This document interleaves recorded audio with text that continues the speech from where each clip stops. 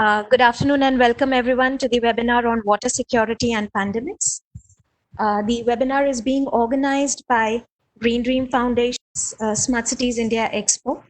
Today, we have an august panel of speakers to address this particular topic on water security. Join me in welcoming our keynote speaker, Shri Singh Ji, Secretary, Ministry of Shakti, Government of India, Shri Avinash Mishra, Water Resources, NITI Aayog, Ms. Monica Bahal, she is Senior Advisor, Sustainable Urban Development and Smart City. We have Ms. Smita Singh, she is Director, Absolute Water.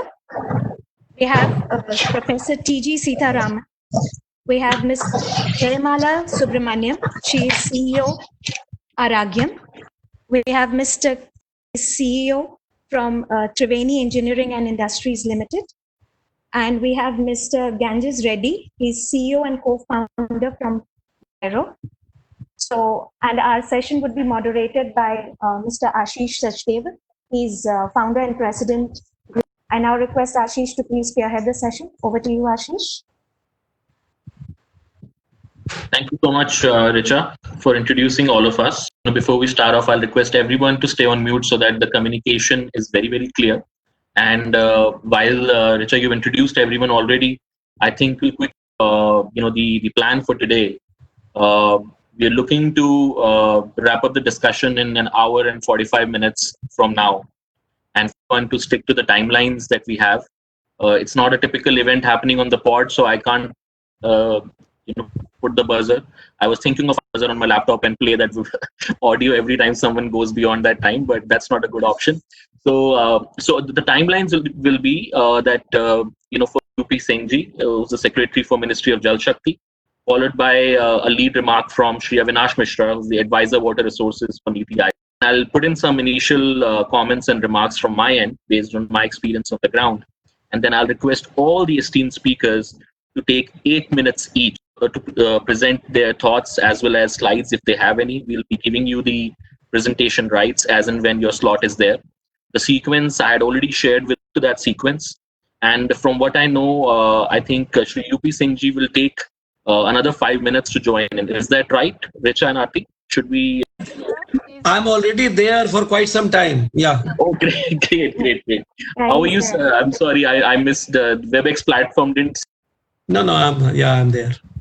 Welcome so much. Welcome and thank you so much, sir, for joining us. It's really an honor to have you here. Because an audience in numbers of thousands, and with all the panelists who are trying to do some groundbreaking in the space of water management and water security, it's next level. So, without spending much time, I will, first request you to please present your keynote thoughts and before and take your blessings. How much time is allotted to me? So you can take anywhere between 10, 15, 20 minutes. The more we hear from you, I think it will make this discussion better later today. We can always accommodate time. So please look forward to hear. Okay. Thank you very much. Good afternoon to all of the organizers for having this webinar.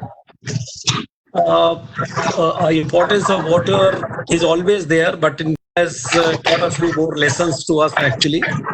One is that again it has emphasized the need for both quantity as well as quality for hygiene, and it has also shown us that nature can rejuvenate itself, as has been seen in terms of better, cleaner rivers, etc. That if we allow the nature and if we don't kind of tinker too much with, these are some of the great lessons which has been taken from the present pandemics. As we keep repeating all the time that Jal Hi Jeevan hai, and without water, it would be difficult to imagine any kind of life form on this earth. All that we also know a few statistics in terms of that we are not, I won't say too badly, but we are not too blessed with the in the sense that as everyone quotes those data saying that we have 18% of the world's population to cater to, and we have only about 14% of the world's cattle population to cater to, and we have one of the largest area under irrigation in the country. In fact, in China have almost same area under irrigation, and there is of course increasing need for industries and for all those. We are rainfall in India is not very well distributed over time and space. And maybe with the new elephant in the room, climate change, now you find even the rainfall pattern becoming a little more and more skewed actually. So that also brings into focus that much better fashion actually. A lot of people feel that with about 1,000 millimeter of rainfall, even though distribution is not as badly placed, so it's not so much a problem of availability of water, but perhaps our inability to manage the water very well or demand side management. Having said that, I would basically mention, especially in view of the COVID and in view of the better hygiene and a good quality of water available to everyone, I would like to mention about few of the initiatives which he has taken. You are aware that more than 5 years or 6 years back, when our Honorable Prime Minister Swachh Bharat mission, he talked about toilet in every household from the ramparts of Red Fort. In fact, a lot of people were surprised also that our things like building toilets in every home actually.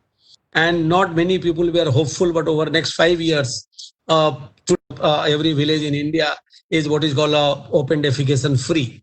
And of course, we are not sitting on that laurels. Right now, the sustainability is very important. So sustainability, and also that maybe in the first phase, our emphasis was more on construction of even a liquid and solid waste management in the villages are also equally important. So now the ODF phase 2 has started with a substantial finance. 5 years, the focus was on Swachh Bharat mission.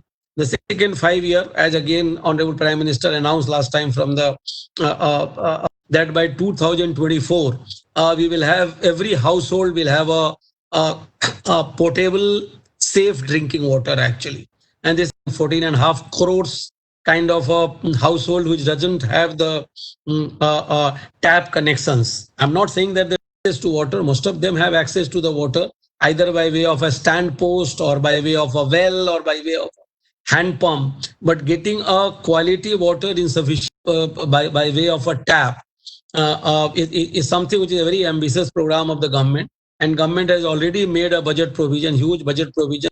Put together is about 3,60,000 crores, and maybe another at least 1,40,000 crore will come by way of convergence from schemes like finance commission awards. So which would mean that basically we would be spending not less than 5 lakhs crore over a period of, in spite of you people must have been reading in the newspapers and all, in spite of the fact that COVID has affected very adversely execution of most of the project is pretty much on track actually, and even during last 3-4 months during this time also a substantial and making this household connections available to the people. So this is because in India, all the data says that how much drinking water leads to how many. You remember Avinash Mishra is very much there, and you remember the CWMI report, the first index report 2018 when it came, it talked of how many people die every year basically because of a lack of access to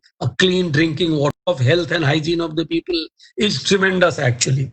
So, so this is something, one big initiative. Another which perhaps I should have mentioned in the beginning was that we have started the process of integrating various water related functions actually, and Ministry of Water Resources, River Development and Ganga Rejuvenation and Ministry of Drinking Water and Sanitation, and one Jal Shakti has been created, and maybe this is the process of integration is not complete. In the next phase some more integrations are also expected.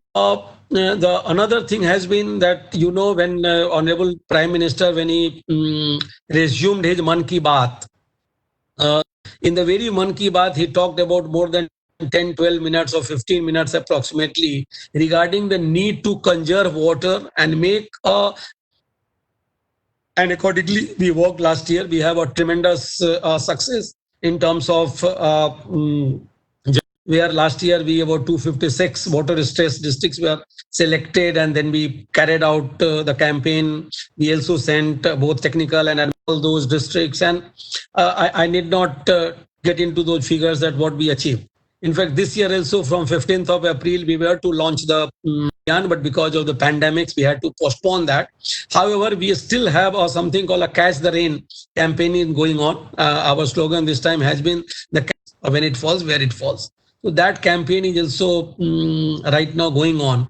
So we are trying to make basically for water as a people's movement actually, because there are certain things which government can do in the sense that a dam is to be constructed. One of other things which the individuals can also do actually, especially on what is called a demand side management.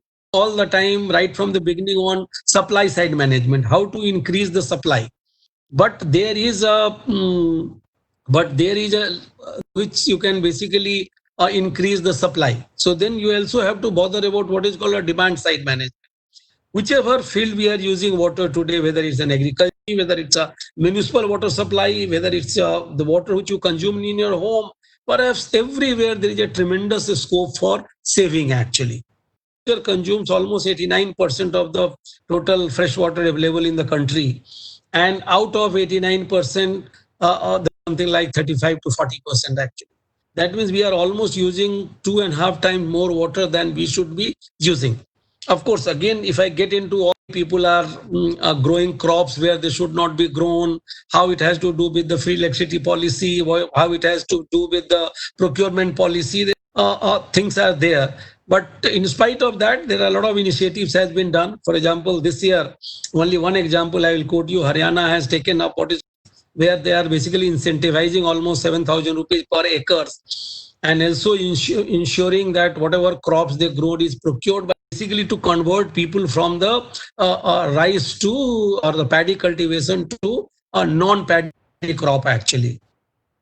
Because in the 1980s or so, no paddy was virtually being grown in Punjab and Haryana. But maybe certain policy to a perverse incentive, I would say, whereby everybody has gone for growing paddy, and with what consequences on groundwater you are. Then there is another thing where we are trying is basically now we are trying focusing on groundwater. Groundwater is something which has not attracted the kind of attention it should, because groundwater is an invisible resource. Unlike when you see a dam, then you see a dam. A groundwater, back our honorable Prime Minister a few months back, our minister had made a presentation to members of parliament. Presentation, he asked the members that could you tell me which is the largest reservoir? And then everybody said differently. Somebody says Hirakud, somebody says Sardar Sarovar, somebody says, I had to say that no, the largest reservoir is underground actually. All the reservoirs put together have less capacity as compared to, let's say, almost 430 Ngos in the reservoir which is beneath us actually. So groundwater is very important, but maybe groundwater has provided us with so much water for drinking water and other needs. Today the same kind of a large number of something like 3 crore groundwater problem, in the sense that issue of sustainability has come. So one way to tackle that is basically regulation. But then you would also understand that not really a feasible proposition. So what we have gone through, what we have adopted now is what we call a partition water management. We have launched a scheme called Atal Bhujal Yojana, which was launched in December by Honorable Prime Minister on 25th December from Vigyan Bhavan. It's basically that the people themselves should manage the groundwater. There should be a water bursting for every security plan for every village. There should be a water security plan for every village, and of time to get into the details of that. Groundwater management with emphasis on demand side management was basically being practiced by some non-government organizations only on a very limited scale actually. They are in Ahmednagar, the Popat Rao Pawar's place actually. But then India is a very huge country, so its problems are also very huge. And there needs to be basically multiplicated and replicated on a much larger scale if we really want to see something actually. So government has launched that. I'm not saying only central government, all the Jal Jeevan Mission and Jal Shakti Abhiyan and Atal Bhujal Yojana, etc. Some of them had their own schemes earlier, and some of them had launched in recent times, maybe only 1 year back. For example, let's say take the case of Bihar. Bihar has Haryali Mission, with a something like a 24,000 crore outlay. And all traditional water bodies in the state are being, people perhaps would be knowing this part, what is called ahar, what is called pine. It's not only tank and ponds, but there are so many, because India, as everybody, a tradition of water harvesting actually. Over a period of time, we somehow neglected them. So all the water bodies have disappeared, whether it is from the... So one big, like Mission Kakatia was there in Telangana.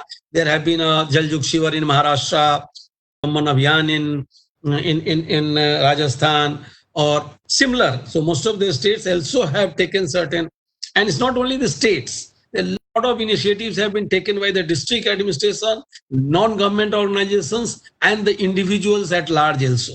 One good thing I would say, I want easy to say that no, we are going to run out of water and we are going towards a 0 day. All this is one part is okay, because you bring urgency into the picture, or you tell people that how, in what directions we are going. But at the same time, what is more important doing about it actually. The other one or two last is I would like to speak, because I will not like to take more time, because water is a subject where one can finish. The other is what we are, at least I am focusing, is basically on what is called a river. We talk of basically when you talk of, people will say Ganga cleaning, river cleaning. I don't say it's a cleaning so much. It's more of a river rejuvenation. Our lifeline of the country, everybody knows, right? We know how all the civilizations basically prospered on the banks of one or the other river actually. Unfortunately, bad shape today. Many of the smaller rivers are on the verge of extinction. But at the same time, it's also a matter of a very large number of small rivers are being revived today, whether it is under MGNREGA, whether it's a community support, or so a lot of work is being done as far as the river rejuvenation is concerned, because river rejuvenation is stop sewage flowing or industrial effluent flowing into the river. What is most important for river rejuvenation? Bring water back to the river. So bringing water back to the river is the most important. And for that, all this water use efficiency, all this groundwater stoppage of groundwater overexploitation, surface water overexploitation, all these are necessary, because not many people in, let's say, a groundwater exploitation and a flow in the river. After all, where do you get a flow in the river during the lean season? It is the a rainy season basically flows back. The base flow or the lean season flow in the river comes the aquifers actually. Now if we exploit our aquifers so much that the water, instead of coming to the river, whatever little water is left in the river, that's one part which is very important. Of course, I'm not saying the other part is not important, and there also we have taken a lot of initiative. India, when you talk of sewage management, because water is important, wastewater is equally important. Because one is that it will help you in improving the quality of surface and groundwater. That's one part of it. But wastewater, if properly treated, could be a good source of water as well. Actually, there is no need why industry should pump a groundwater or should take a fresh water from a river. There is no reason why an industry which is generating so back actually. So that's why wastewater treatment and reuse and recycle of that treated waste is of equal importance. Unfortunately, in India, I always say that we pay for construction, we do not pay for performance. So we construct sewage treatment plants are functioning or not. And that is right now our major focus has been not only in the Ganga basin, now other actually, and there has been recently NGT order also relating to 351 polluted river stretches, and which every month I take a meeting with chief editor. So there my first attempt is not so much of capacity creation. I say the people who are only talking of capacity creation, when anybody you talk to about, they will say you so much sewage is being generated and so much capacity has been created. What is the meaning of capacity creation? Nobody says how much on an. Recently, I was reviewing Jammu and Kashmir, and we found that in Jammu, 3 sewage treatment plants have been constructed with a capacity of 130, 120, altogether 67 MLD. But what is being treated is 12 MLD. Now, if you create a capacity of 67 MLD and you treat capacity which is required for a town like Jammu, but then you are not treating that. So how to make, and for that you are aware that we need a NUT mode of sewage management, whereby a developer gets only 40% of the payment actually, and balance 60% payment along with interest, along with O&M, is paid over a period of 15 years, design standards. And that's why 15 years operation and maintenance is today a part of the project cost. Because initially used to construct pumping stations, we are not running sewage treatment plant. Not only that, we have gone now one step ahead in some of the cities, where we have come into in the sense that otherwise what happens, there are 5 sewage treatment plants, 5 people are operating, and it becomes very difficult to that not only the sewage treatment plants are constructed, but they are properly utilized, and the water, treated water, also gets into recycle and reuse. Last one, I would say that every works and taking it to the centralized STP and treating them. Now we are also saying that no, one size does not fit all. While this may be a solution for certain bigger cities and all. The other day, I think day before yesterday, we had a workshop where a presentation was made by Principal Secretary of Odisha, also of Housing Urban Development. A presentation was made also by Center for Science and Environment, where we discussed about the septage management. Because we thought that maybe everywhere, if you have large number of septic tanks already in the city, then getting a network and getting an STP may be very, very difficult. Whereas at a much lesser cost, you will manage septic management. So there are many other aspects of water which we could have we could discuss, and maybe hopefully some other aspects. I have tried to say is that yes, we have taken a very important scheme to make a tap water available to everyone, but there lies the catch: no water in the tap. And that is why all those further things which I have said about the source sustainability in this whole scheme of Jal Jeevan Mission, I would say, is ensuring the source sustainability. Where does the water come from? It comes from a surface water, it comes from a groundwater. Then if the ground should be water, so how do we do the groundwater recharge? How we get a new water by way of reuse and recycle of treated water? Peoples participate in the groundwater management, and how we emphasize on demand side management and not only supply side management. So there are a lot of India has taken, the states have taken, district administration, non-government organizations, individuals have taken, and of course this is not enough. Everybody has to get, as Honorable Prime Minister says, let us make it a people's movement. So there is a need that more and more people get involved as far as at least the water conservation and the demand side management of water is concerned. With these, I'll thank you. I hope that I haven't taken too much of a time. Thank you very much. Thank you so much, sir. A lot of time at all. In fact, we were all enjoying. So, in fact, you've summed up the initiatives from the government, the states, and the NGOs well.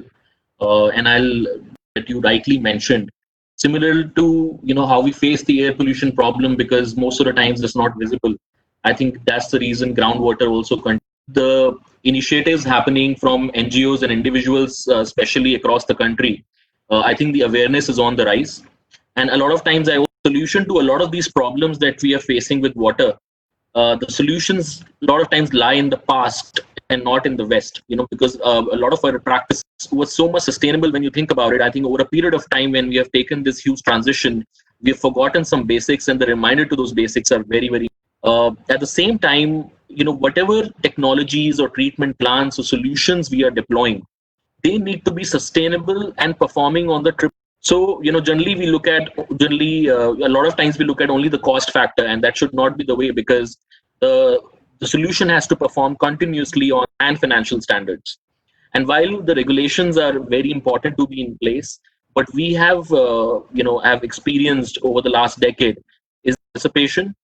Along with that, topped up with advocacy, goes a long way. And Atal Bhujal Yojana is a step in the right direction. Very, very important that replication of these success stories, because we go on Google, we read the Jal Charcha magazine on Ministry of Jal Shakti page, which we religiously read every day. The replication of these initiatives is the key. We do not have to reinvent the wheel. We have been discussing, today's this webinar, the internal workshops, internal meetings, public workshops have been happening. So ideas have been discussed. I think where we need to do a better job, public, private, NGOs, everyone coming together, is the replication and extrapolation and fostering partnerships. A lot of questions were coming in, and one of the gentlemen asked that the NGOs struggle with expansion. While they do a great job and unbiased work on the expansion, because it's not about where they're getting the funds from. The point is, if they want to work in close collaboration with the ministries, more and more, we have seen that the Ministry of Jal Shakti itself has become so vocal about the initiatives that they have been taking, not just on social media, but in all forms of awareness to the next level. To give you an example, just through our platforms and Green Dream Foundation as well, we educate and reach out to 20 lakh people per month by talking about key environmental issues like waste management, wastewater treatment, and climate change. So while that a lot of success stories have come in, and I think there needs to be a lot of support coming in from all the sides, because I think not alone and not alone public will be able to succeed and take it to the level where we want to take it. And because whatever we have to do it quickly. We are going in the right direction, but I need end up. But maybe if you could share a couple of thoughts on the lines of the role of the NGOs, because two people have already. What can they do to build their capacities and collaborate better with the government bodies, whether state or the center? In fact, there is not enough time, but I could read out a list of non-government organizations who are already doing a very, as you mentioned about the Jal Charcha, the magazine which we bring out every month, and we have been doing that every month. Even during the COVID times, we have, if we have not been able to give the printed copy, at least the e-version of the website also. So every such Jal Charcha magazine, you will find that at least we are talking of 2-3 non-government organizations, or even Jal Yodha kind of. You did mention about our social media, for example, let's say a Facebook page of the ministry, where every month, every third day, we make a mention of someone doing very good work actually. We also, just to encourage a bit of people, every month we give 10,000 rupees and a citation to 10 such people who have done some good work and share with us actually. We also have sometimes back National Water Mission. We did it, and we have selected through a process by Tata Institute of Social. In fact, MD NWM has taken approval from me for providing some kind of a financial assistance to some non-government organizations. Not so much of taking up a work, but more of a awareness kind of actually. Because if you see funding is available. Take the case of program.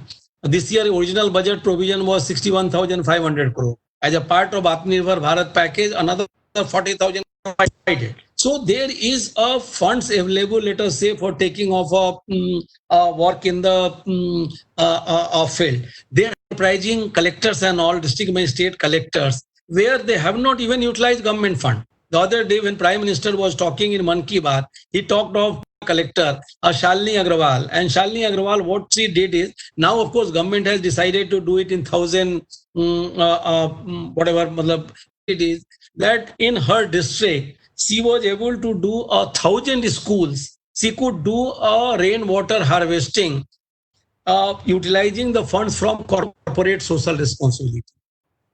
So there are people who are willing to spend money also. Our job basically, I feel, I have asked the National Water Mission, that one hand we have right from, hear me, because there seems to be some problem. Yes, sir, we can hear you. We can hear you, yes. Okay, so what I'm basically, there are one side, of course, government funds. See, one problem always becomes that government funding making available directly to the non-government organizations becomes a little problem actually, because there are non-government organizations and non-government organizations. So there are some issues on that.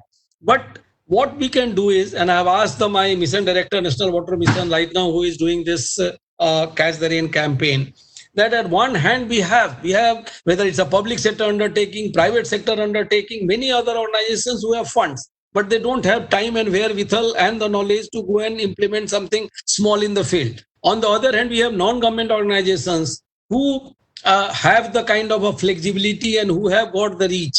So if we can make them available, in fact, I asked Ashok, Mr. National Water Mission, to create a corner basically where the non-government organizations can come there and say that we are willing to do such and such job, and then how do we connect the dots and kind of utilize their resources well. Actually, in fact, very recently we had a couple of when you talk of Jal Charcha and you talked of social media platform, you are also perhaps aware that every month what we do is we also have one water talk every month actually. Every month on third Friday from 3 p.m. to 5 p.m. we organize a water talk. And very recently, last water talk was delivered by again a non-government organization person, Mr. Sharma, who is also called Jhabua, Gandhi of Jhabua, who has done some excellent work through his non-government organizations. And a lot of people were asking him that how do we get connected to your organization?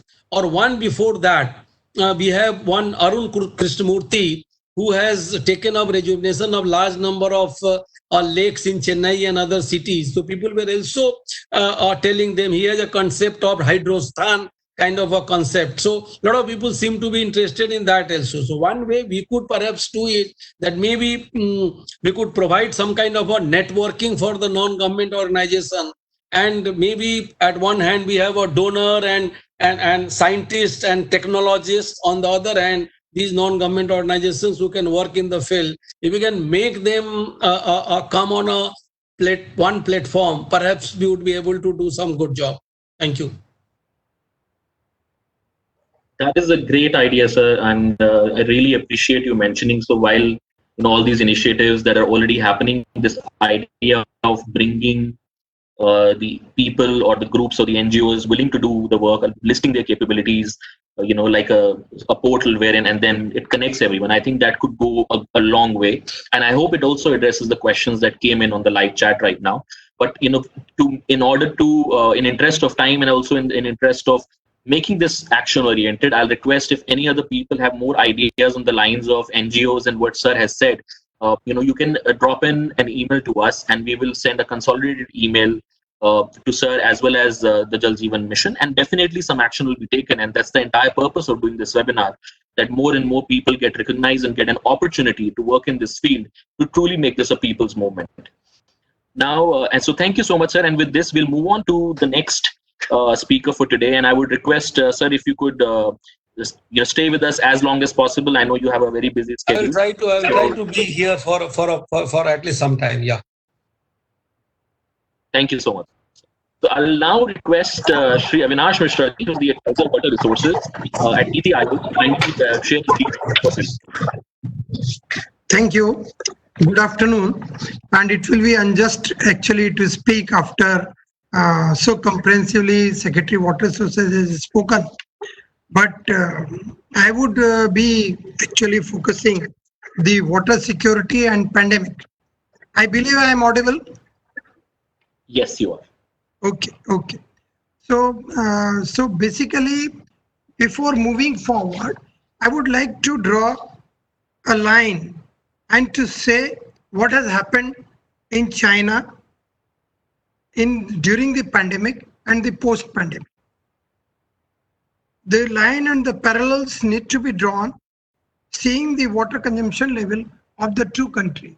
We are the two countries; those are parallel in terms of population, but certainly not parallel in terms of industrial production and not parallel in terms of agriculture production. Those are actually the areas where the water is needed heavily, and we are not putting up that particular portion of water.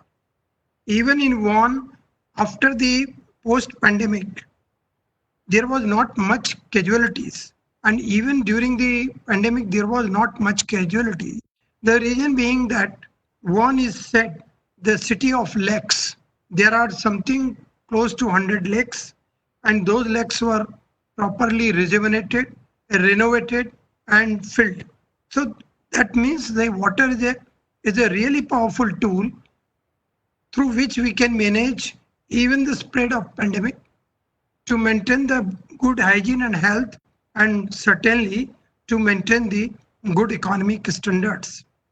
As the water contributes 6% to our GDP. This is the calculation, and it has been brought on in one of the World Bank report and also in various reports recently.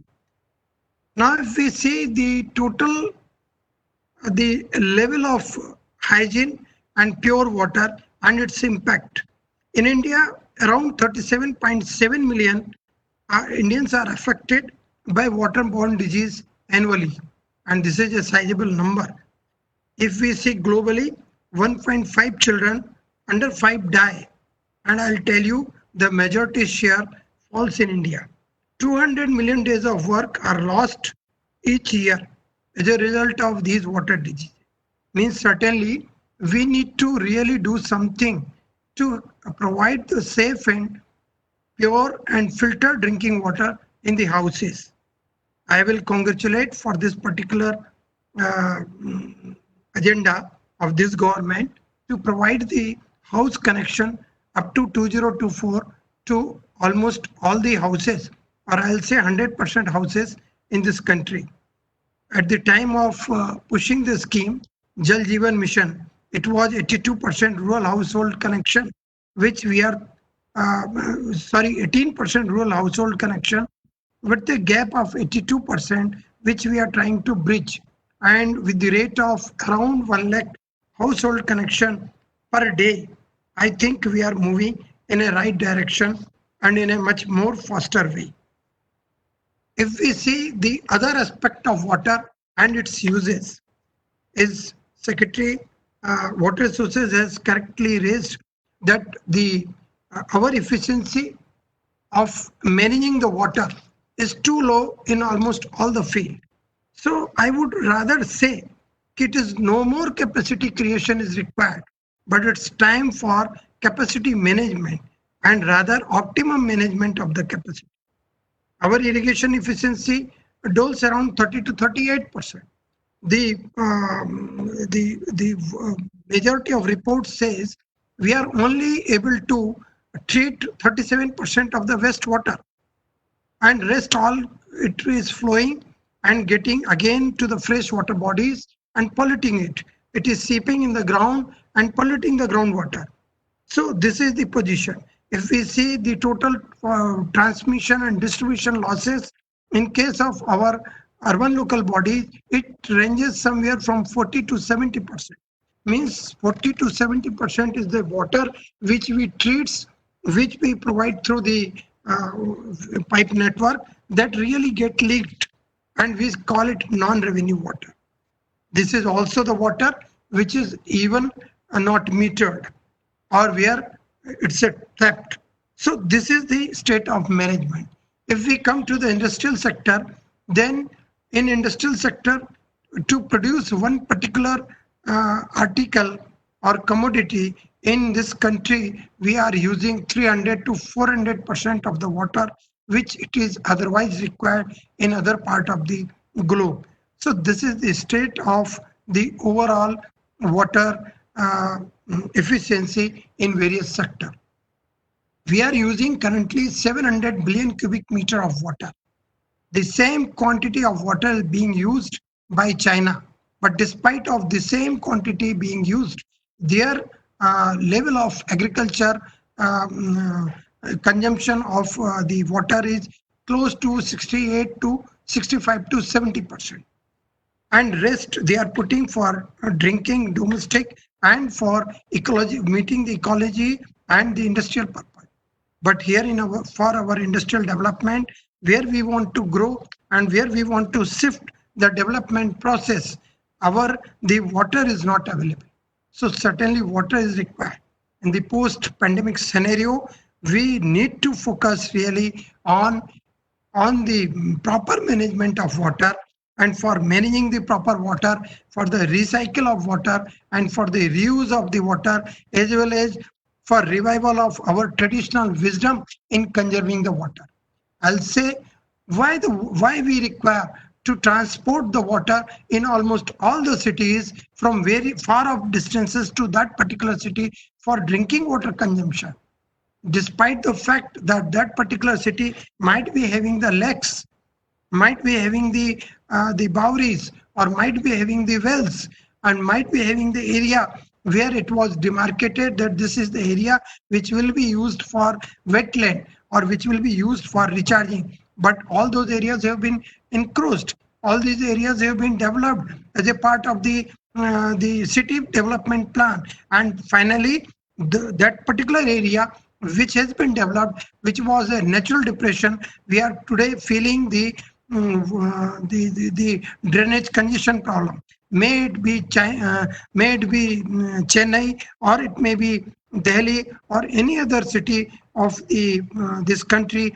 You will find the drainage problem, drainage congestion, and then again a problem is there. Again a Mendes loss is there. So why we need to do? Why we are not actually reviving our traditional wisdom, which is the time? This is the high time. While we should require to revive those traditional wisdom. Even there used to be a village concept earlier, where each village used to have 3 tanks.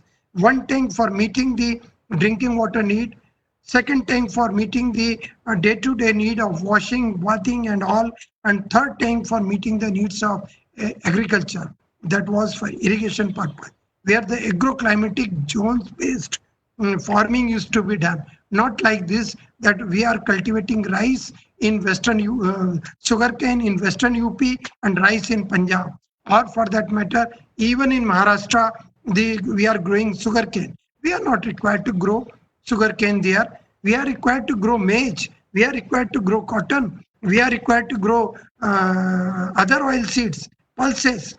So this particular thing, and in return to that we are importing pulses. We require 25 million tons of the pulses per year. Despite of that, we are producing only 10 million tons. 15 million tons of pulses we are importing. So this is what? This is not the wisdom. So we need to really manage our capacity. We need to really think on our traditional water system, and we need to really focus on all these. This is high time, while we should also really focus on our sanitation and hygiene. There is a lot of the pipelines, distribution, drinking water pipelines, those have been long laid and those required to be refurbished. And for that, we require the operation and maintenance, proper O&M, and the revenue stream should be developed. So for that very purpose, even the pricing of water should be properly done. It is not the cross subsidy. You will find in industrial, if you see the major constraint of industrial development in this country, then you will find the power tariff. Why the power tariff is high for industry? Because it is being cross-subsidized with the domestic tariff. If you will see why the water tariff is high for industry, because it has been cross-subsidized for drinking water and all other purposes. So this cross-subsidy should come to an end, and we are certainly emphasizing this particular issue. So whatever you use, that you should pay, and if you will do so, then certainly those utilities, those have been created, they will be properly operated, maintained. There will also be the provision for a fund which will be utilized after the life of that utility, because this utility requires the pumps and all, those are not having the life more than 8 years. Similarly, on the lines of the sanitation purpose, we need not to really pump the sewage all through the way, say for instance from Dwarka to all the way to come so long. No, it should be locally treated there only. It should be recycled, and with the 2-pipe system, it should be provided for secondary use. And I think this is the high time, while we should think to provide and to manage the water in this way. Otherwise, it will be very difficult. Today, our agriculture water consumption is 89%. And after the 89% setting aside, and for setting aside the growing population, there is no water left for the industrial development. There is no water left for amusement. There is no water left for ecological development and maintenance. I am very sure if we are not able to really manage the capacity optimally, it will not be possible for us to touch the the $5 trillion economy mark, or to mark of an economy growth which is required, because this growth is required with multifaceted and multi-pronged development aspect. It cannot come through one, and water is one of the prime thing in that. So I certainly expect that in post-pandemic scenario, we will move from capacity building to capacity management. And I think this government is working seriously in that direction. We are trying to bring the micro irrigation in a larger way for the efficiency improvement of water in agriculture sector.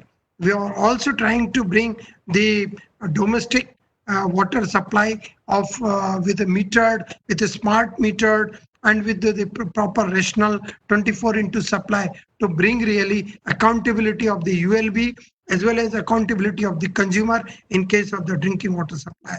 And in case of the revival, rejuvenation, certainly Ministry of Jal Shakti is very much engaged with the National Water Mission and with all other various information, education and communication program to revival of our old traditional system. Here in case of old traditional system, I'll say that one of the surveys says we have got 6 lakh water bodies. Those are tanks, ponds and lakes in this country. But of late, while the survey was conducted, we were having only 5 lakh water bodies. So 1 lakh water body we just lost like that. So this is also an area where we need to think and where we need to really converge our traditional wisdom with innovative approach, with the proper artificial intelligence and all the GIS based mapping and monitoring and recording. With this, I'll come to an end. Thank you. Thank you so much, sir. You brought our attention to some very relevant points, and with the passion with which you spoke about them, talks about the urgency that, post this pandemic. I think this entire pandemic situation, not only just for wastewater, but overall waste management, which is whether solid or water, integrated and decentralized is the way to go. We, like you rightly mentioned, we cannot have the water or the wastewater travel miles for getting treated, because not only it increases the costs, but I think it creates a significant environmental impacts as well. So decentralized water management has to be the way to go. That is the future. I think that's one of the key learning that the pandemic has given us. And another point that comes up very often, which you have pointed, is the price of water. I think from an individual standpoint, industry is a very different ballgame altogether. From an individual standpoint as well, people will be much more cognizant about using water wisely. Take a very simple example of in a majority of cities across the country, RO systems are being used, where 3 times the water is being wasted and going down the drains when it could be reused for domestic purposes.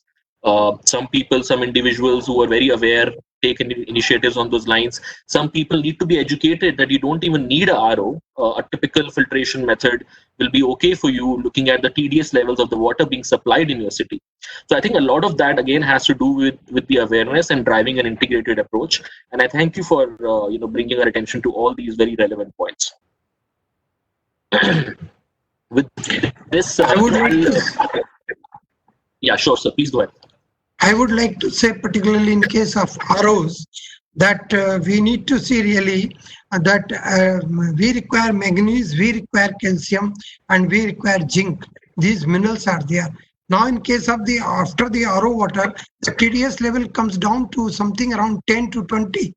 If this is the type of, because how can you put the municipal supply water to the RO? This will simply bring down the TDS system, and you will be devoured with all these things like calcium, magnesium, zinc. Finally, that water which comes to your body, while you consume it, this water takes out your own bone calcium and your own body minerals, and finally it really drains out, and you feel like a weakness is there. So this is not as per the health parameter correct. Considering these things, NGT and finally Supreme Court banned it. But I think IEC is required in this direction. Definitely, sir. We are aware about the NGT notification on this, I think, but still there is lack of awareness among people. And while the RO companies, I also remember, were notified to either stop the RO systems or increase the levels of the nutrients in the water. Again, they modify their marketing strategies accordingly, but it's not about that. I think it's about people understanding what is the importance of a particular TDS level of the water that they're consuming. And a lot of times we feel that, let's take an example. It goes a little off track, but a lot of times we feel that bottled water is safe, but that is not the case even anymore, because now we are going into times where plastic pollution has become a huge problem. And per a recent study, 90% of samples of the bottled water had microplastics in it. So all of those issues are very related, and because you touched upon sanitation and waste management as well, so we cannot look at wastewater or water security in silos. It has to be looked at very closely from a sanitation, plastic pollution, and waste management standpoint, because eventually it is getting into our ecosystem and eventually impacting our health as well. And health right now is definitely a priority for even those people who were not thinking about it earlier. So thank you so much, sir. I'll put some initial thoughts before we now move on to the panelists for today. And like I had mentioned, we have a very diverse panel. After getting the initial thoughts from both of you, from a policy in the government and the center and state standpoint, we have a lot of solutions that we have on our site today.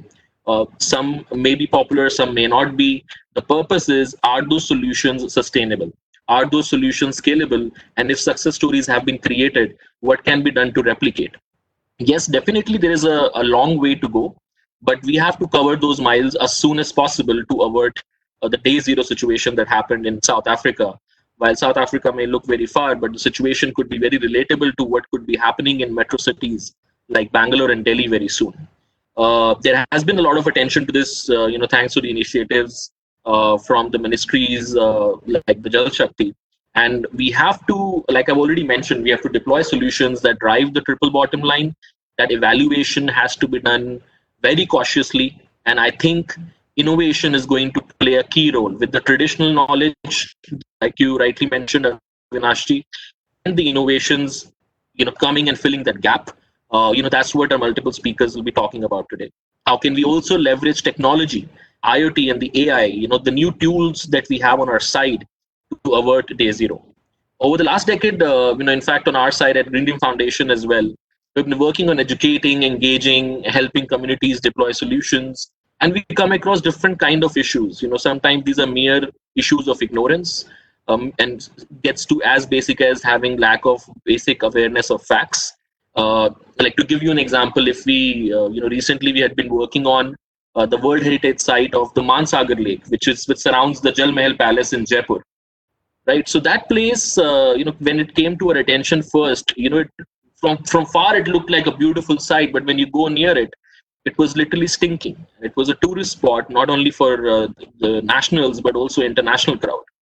We obviously launched a cleanup drive, but a cleanup drive is never a solution to these problems. A cleanup drive is just an awareness activity to activate the locals and create that pressure, create that accountability on the urban local bodies to act on it. And we, like we all know, prevention is better than cure. So we wanted to understand what was leading to the pollution of this lake. There were on investigation, we found out there were 4 big drains of the city opening up into the lake, which were bringing all kinds of waste into it. There was organic waste, there was plastic, there was textile, there was even biomedical waste like syringes.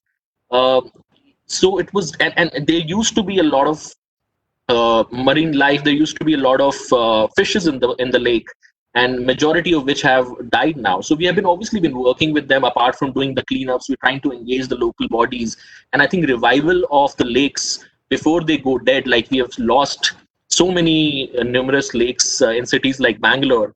We must take lesson from it and ensure that these local water bodies that people are not just connected to for the beauty, but they're connected to it culturally. They are that's the recognition of the city. वो उनकी cities की पहचान है, right? So I'll just play a very short 1-minute video on what we did there, and then we'll move on to all the individual speakers as well.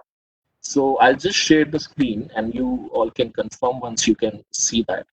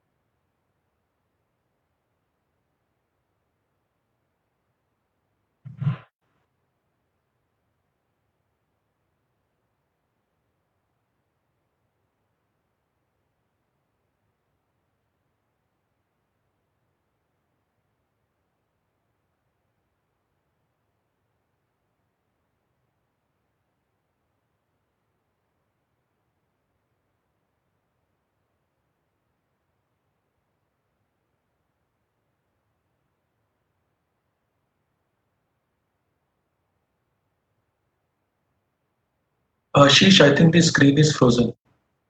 Yeah, I think Yes. it's facing some challenges. So, Yes. yeah, so let's start with Monica. Uh, Ashish Ramchandani, please give Monica a presentation, right? mhm.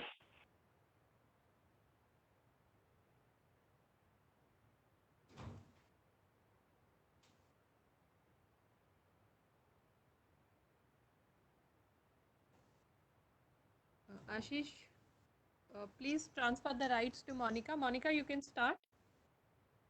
Yes. I'm just waiting. Yeah. Yes. Good afternoon, everybody. This is Monica Behel, and I work for GIZ. GIZ, maybe most of you on the call already know, is a German international organization which works in the development sector, specifically focusing on the environment sector. I would like to just briefly touch upon some points that are already there as a part of the agenda set for today. And thanks to Mr. Singh and Mr. Mishra for quite detailed outlining the current scenario in India and the need for emphasizing of integrated approach on water and wastewater. And this is where GIZ is definitely has been working in the last, I would say, over last 20 years to foster this in the cities and in the states where German support is helping them to improve the waste management along with the wastewater and water management. So currently my structure of the presentation, as you see on the screen, is to briefly talk about our learnings from Chennai and how are we trying to then take it forward into some solutions on ground where GIZ has been supporting in some selected smart cities. So I would, in the interest of time, not talk much about the statistics since Mr. Singh and Mr. Mishra had already given us a fair enough picture that 1 in 8 people is not having access to proper water supply. And that is where we really need to emphasize. The major causes are very well known: policy, poor management, increasing demand, migration, overexploitation, and the water demand, as we all know, would outstrip almost 40% by 2030. So are we all geared up to meet these growing demands? I think that is what India needs to really focus on. We have some of our bitter experience that in 2019, Chennai did face a day zero, and we see there has been a lot of predictions that if cities don't take the requisite measures now, they might face similar crises in future. Hence, I think it is important that we as Indians start thinking what can we give back to the nature. And as Mr. Singh rightly mentioned in the beginning, the pandemics taught us that if you leave the nature, it revives itself. So we could see some birds which were never seen in Delhi for the last 10 years because there was no pollution for a complete 100-day continuous stretch. So the water almost, I would say, was reaching a level that you could think of drinking it. That shows that we had polluted the rivers so much that today we do not have access to clean water, which was our right while we were born in India. So I think it's important that we as Indians do take care of what is leading to the water insecurity in all of us. So I think a lot of economic activities are limited in the geographical areas, which is as was presented by my co-panelists also before, is actually leading to a lot of stress on natural resources. We are pumping off water from distances like in Delhi, Chennai or Bangalore. Then at the other hand, we do not have the requisite urban governance system. And because of that, we have very limited reuse and recycling capacity. So we are only using water once. Whereas I was surprised when I was in London, they said that they use water almost 10 times. So water has a capacity to be reused and recycled for multiple purposes up to 10 times. And if we are only using it once, I think it's really a crime that we are doing for the nature. So to ensure that we do not end up using water only once and just throwing it away, we need to have a holistic approach towards water management. And I'm really glad that all the people from Ministry of Jal Shakti and NITI Aayog also emphasized how water cycle needs to be considered as one system. So if for a town we are designing a fecal sludge treatment plant, we also need to ensure that the water that is there is being planned for reuse and recycling in the long term. We can have incremental planning, but we need to ensure that we think about each and every drop of water that is reaching on the ground and what are the systems for naturally reviving it, like the rainwater harvesting example that we were provided, or looking at some mechanism where we could really have two piping system where this could be then used for second layer of washing, and then it is finally disposed back to the nature. So I think this holistic approach towards water management, looking that it integrates the approach that the city developed for the wastewater, and also ensuring that the solid waste is not entering, can only ensure that we are able to have multiple uses of the limited water resource that exists now with us. Going further, I think as we all knew that Chennai had faced this, and we could see the pictures, which clearly says how water source was completely drained, and the next fights or the next wars are on water if we don't take actions now.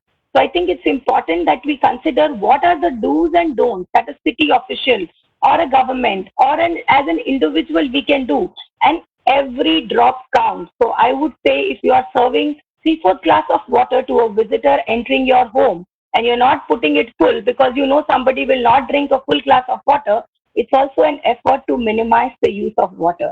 So it's really important that we really make efforts that we are not overdrawing the groundwater. We are not having 30% hikes that people have to pay in case we hit a day zero, or the slum settlements, poor people travel the most to fetch water. So I think it's important aspects that we need to ensure that water is provided to the marginalized, as well as rightly said before, we need to have tariffs so that we value the water that we are using and also try to see how much can be made best out of it. In the COVID-19 situation, we saw there are a lot of importance on safe water, sanitation, hygiene, and I think we have to unlearn few things that we learned a lot without even thinking where we are heading towards. So I remember my grandparents telling me, please wash your hands, change your clothes if you are out, come back from office or before you're going from bed. So I think all these ways are now coming back in some way or the other to the society to be able to ensure that we are able to make a system which is robust and also hygienic and healthy for our next generation. And with this, I would also see some action points that the cities need to take up. I say water supply and sanitation and their delivery as a single unit is really important. Behavioral change plays a key role from the level of from the NGOs to the government to institutes to also looking at donor agencies, where we are really emphasizing people to change their behavior. Washing your car with a hose pipe and spending so many liters of water is not really worth when your car wasn't so dirty. I think this is a behavioral change issue. If you have the resources, it doesn't mean that we should exploit because we have an underground boring and we are free to pipe the water on our cars. So I think if we have a behavioral change strategy planned neck to neck with our technology strategies, this would really help making a long-term change in India. The vulnerable communities and the sanitation services that are provided should be made in such a way that the community gets the benefit as well as is not over pressurized or cross subsidizing the cost that the other parts of the community were supposed to pay. So for this, the government needs a robust system which provides them this database. Where are we providing how much LPCD of water so that this could be rationalized and thought before. And if we know the water resource is really depleting, there is less rainfall in this year, could we monitor this and plan so that we don't hit into the situations where Chennai was in 2019? And for that, as GIZ, we are also working on strengthening the governance policy framework, also looking at water availability and how domestic supplies, particularly in the water stress region, could be supported, ensuring equitable supply of water, then wastewater treatment, green infrastructure. So I would not get into too much of details on these options, but what I wanted to say that the integrated holistic approach is the key to ensure every person has enough water that is required for his or her family or his own survival. And here I would just like to emphasize some learning from the ground. So GIZ in this program on sustainable urban development in smart cities is supporting the 3 states of Tamil Nadu, Kerala and Odisha, along with Telangana and Karnataka partially. And there we are trying to work in the 3 smart cities of Bhubaneswar, Coimbatore and Kochi. where we have learned over the times of working together that basic services would really need to work on tools which are IT enabled. And we were in touch with Germany for Hamburg University, Hafen University based in Hamburg.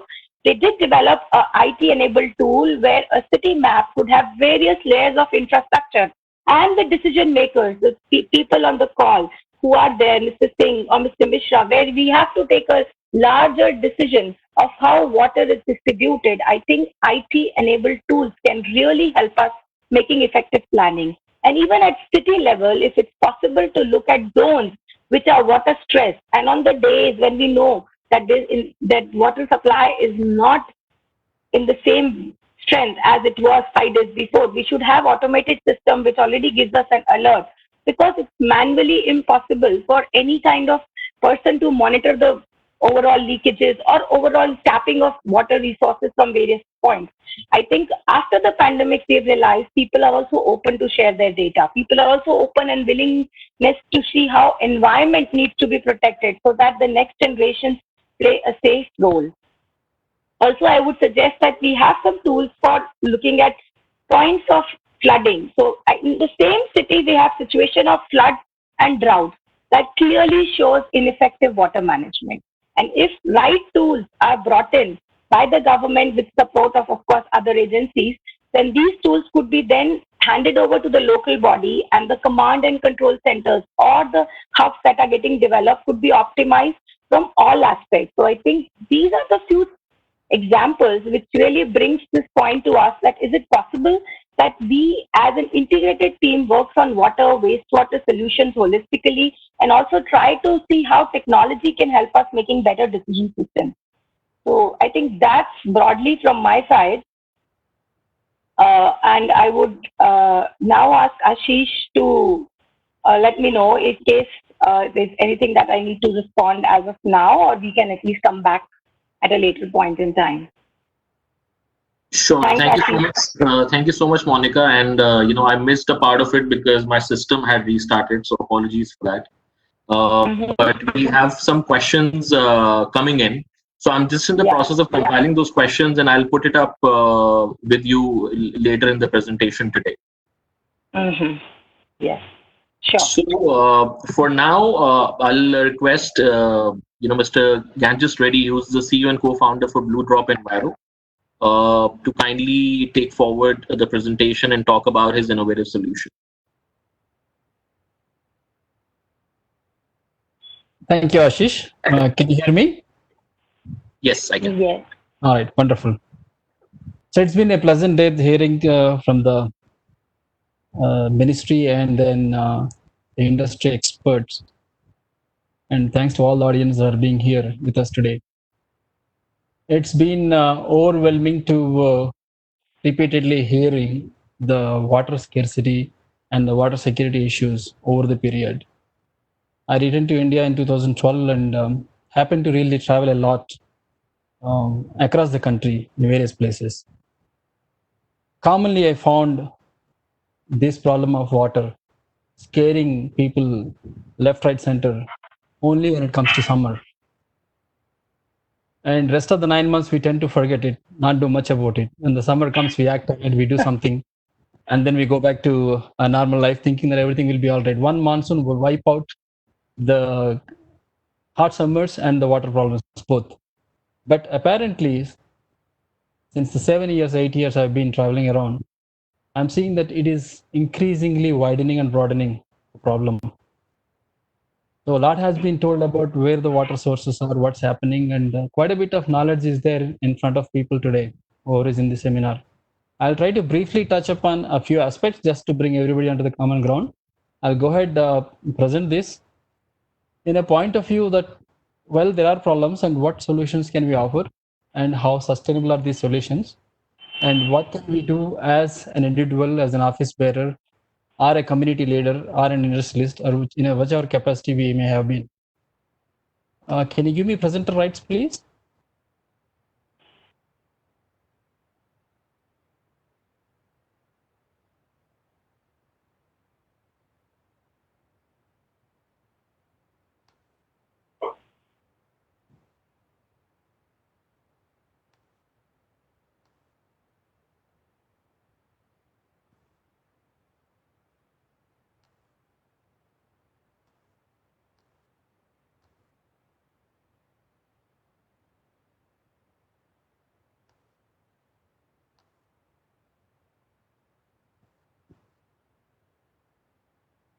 Well, it doesn't let me share my screen.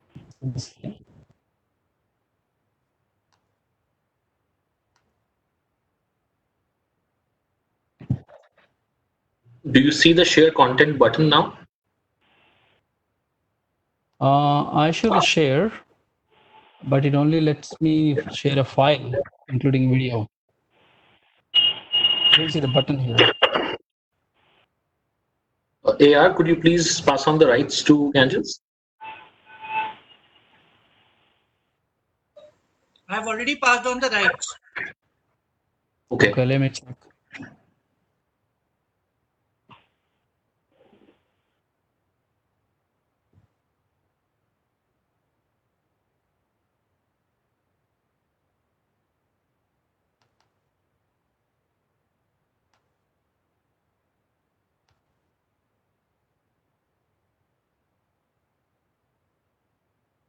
I'm trying to share my screen, but it looks like it's loading the file. Just give me a couple of minutes. Sure, and maybe you can start talking about the concept in the meantime while the file pulls up. Absolutely. While the presentation is loading, based on my experience with the water and water industry, like Singh sir, UP Singh has mentioned about the various aspects of the water scarcity and the problems that they're addressing, the sewage treatment plants have been a significant solution that people have been proposing for a long time. But from my point of view, where we have been doing the sewage treatment plants, a lot has been missed out in planning the things and in choosing right appropriate technologies that are sustainable for the kind of need we have with the water scarcity. Do you see my presentation now? Yes, we can see that. Yes. Okay. Well, this has been the case that we are talking about the water security and the pandemic. It's a deadly combination. It can be a horror, not just a thriller, when actually we are hit from the both sides. So people say, this is from the CNN, they say we have 5 years to go to solve the water crisis. And there have been a lot of facts provided in this article that was published by CNN. So what is this water security we are talking about? It's not having enough water for the basic needs, that's agriculture, industrial, or domestic usage. These are the primary categories of water consumption that we have. Almost 89% goes to irrigation, that has been confirmed by Mr. UP Singh, while only 11% goes to domestic and industrial. In that, if we start to feel the shortage of water, it disrupts the complete availability of produce and goods, and our quality of life can significantly affect. Down the line, they're predicting it may hit our economy by 6%, which has also been confirmed earlier by the panelists. This resource that is water, all of us take it granted that we turn on the tap and the water keeps flowing. But where is it coming from? There are oceans, but we can't use that water. There are fresh waters coming from the Himalayan region. They actually feed about 8 large rivers, and there are rains, and then the groundwater. So the primarily available water is from the rains and the groundwater, and part of the nation gets the water from the Himalayan region. So these are the natural sources that we have. Of the rainfall that we have, we know that almost 4,000 billion cubic meters is the rainfall, and we don't have the infrastructure to capture all this rainfall. Nearly 48% goes into the rivers. Rest of it, God knows where it's end up. But of this, only 18% is captured. We have not built enough dams to capture this water. So naturally, water goes into the ground, replenishing the water aquifers. That's what is available, and rest of it is all the surface water that we have in forms of ponds and rivers and lakes. Well, the groundwater facts are this, that in Hyderabad and Bangalore, we are going down to almost 2,000 feet to 2,200 feet to get the water.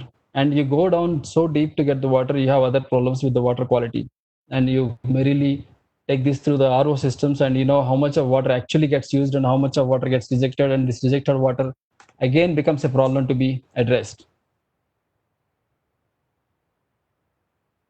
So the rainwater, groundwater, all forms of water we have, but we still are talking about shortage and scarcity and water security. What is the reason that why we have to struggle so much when so much water is available? The tragedy is that most of these surface waters and groundwaters have been polluted in various forms. As per CPCB, about 62% of the total sewage generated is discharged into the water bodies. When you talk about Mansarovar is one lake in Jaipur. A lot of good stories around it, but now as you see, when you show the snippet of the lake, we can see horrible story around it. It is the same case with thousands of lakes and water bodies across the country. People have been struggling. A lot of NGOs have been effectively working around these lakes. How do we actually rejuvenate these lakes?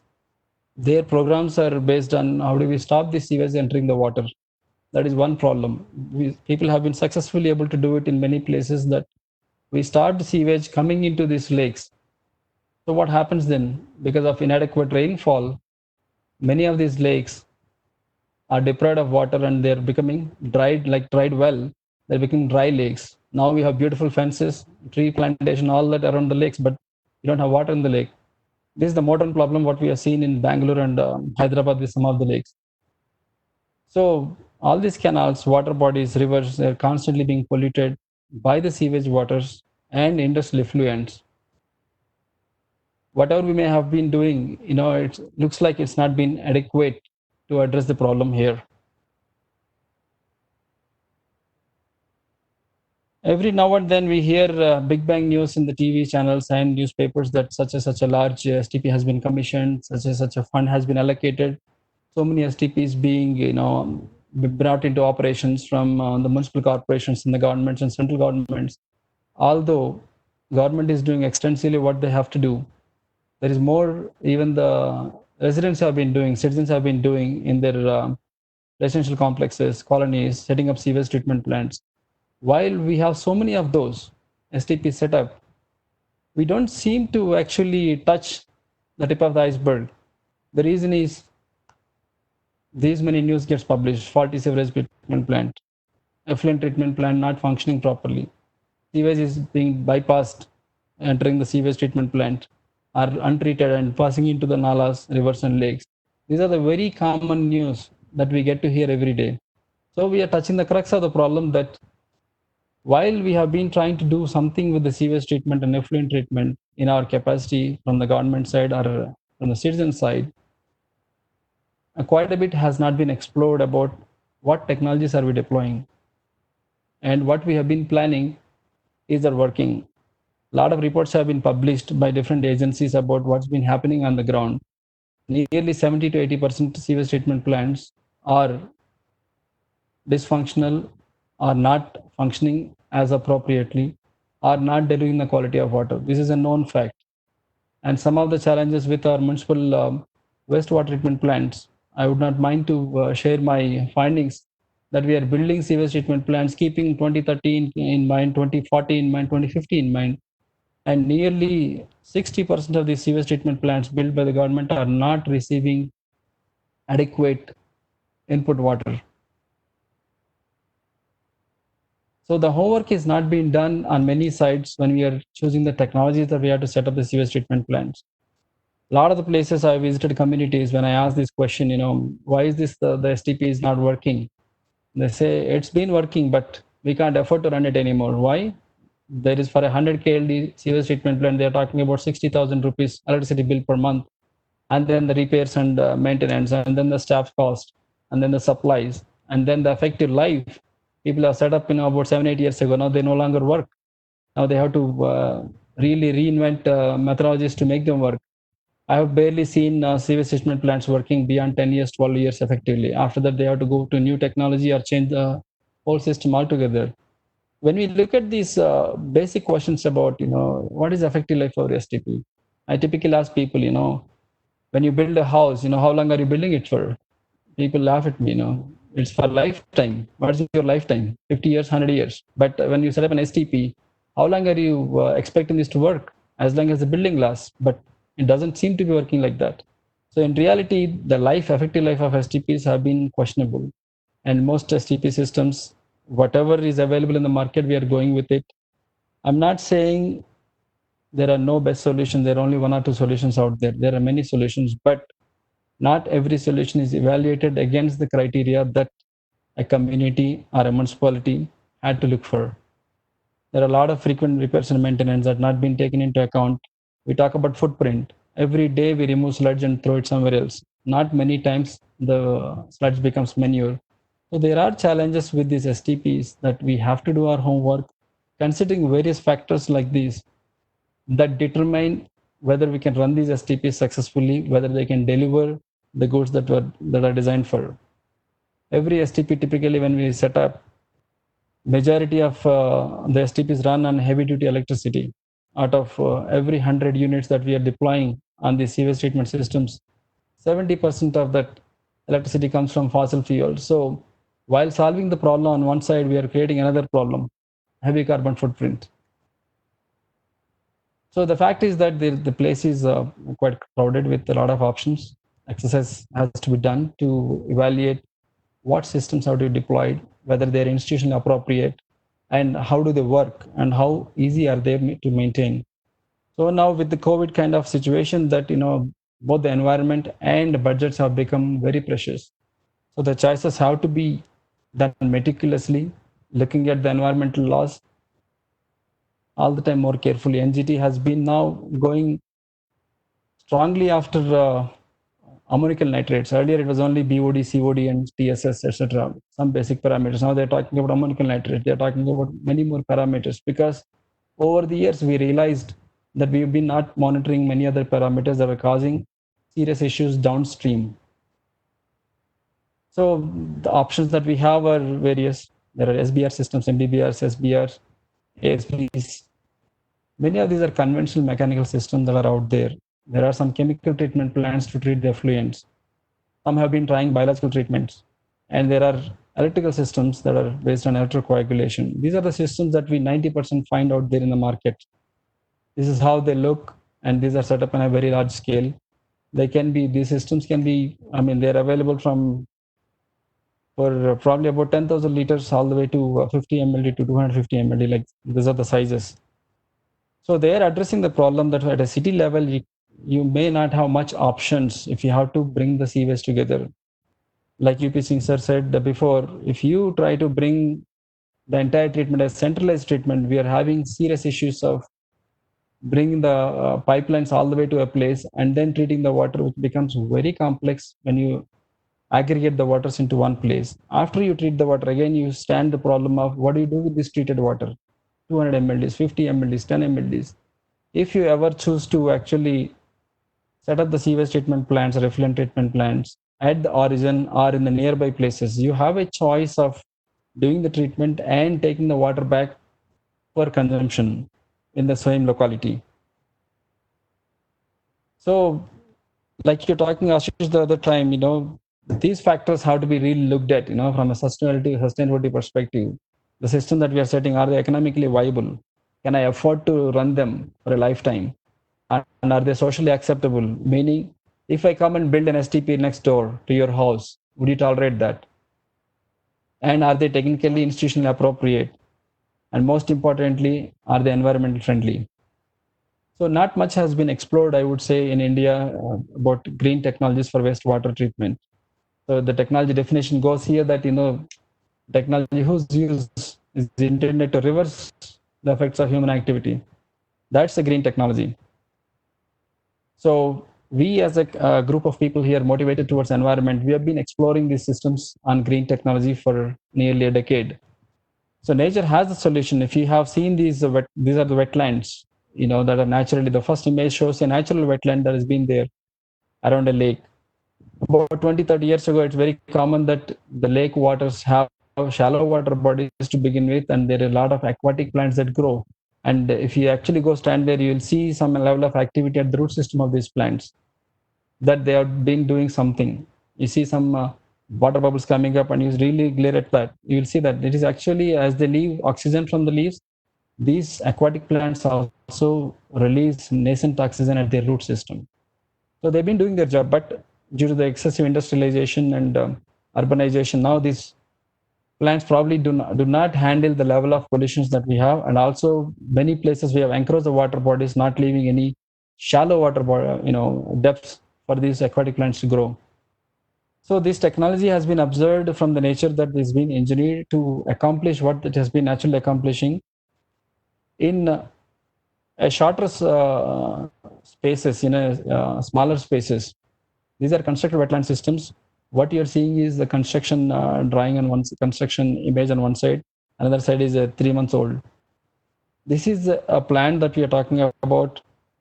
You can see this in one plant that you can see is a common effluent treatment plant where about 16 industries are sending their effluents. And this is the raw water and this is the treated water. In this one, we have not used any machine. There not been any chemical. It's completely natural process we have used using the wetlands.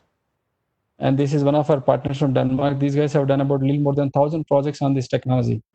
And the image below, we take about the case study in a short while. But this is how the aerated wetlands, the constructed wetlands look.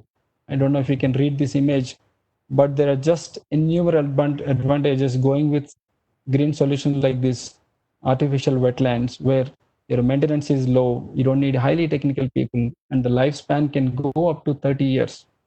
And these act as green lungs, and carbon sequestration can happen very effectively. Most importantly, most of our sewage treatment plants, we dose a ton of chlorine at the end of the treatment, sometimes to camouflage the deficiency of the treatment, sometimes only to act as a tertiary treatment. While use 5-6 ppm of chlorine to disinfect in conventional treatment plants, these natural systems need only 1 ppm of chlorine, if at all use chlorine, just because these systems are inbuilt with the capabilities to act against pathogens. So these systems are sustainable, they're economical, they're environmental friendly, and they're applicable to most of these segments, whether government or industrial, residential, commercial, take whatever, wherever you want to treat the water, these systems are very much applicable, except in heavy duty pharma combinations where the COD levels are very high. So this is the Central Pollution Control Board that has recommended to go with constructed wetland systems about 20 years ago. This in 2001, they have published this document. We haven't seen much happening. So sorry to interrupt, but we'll have to. I think we should jump on to the case study because we have just 30 seconds to wrap it up now. In interest of time. Sure. Sorry.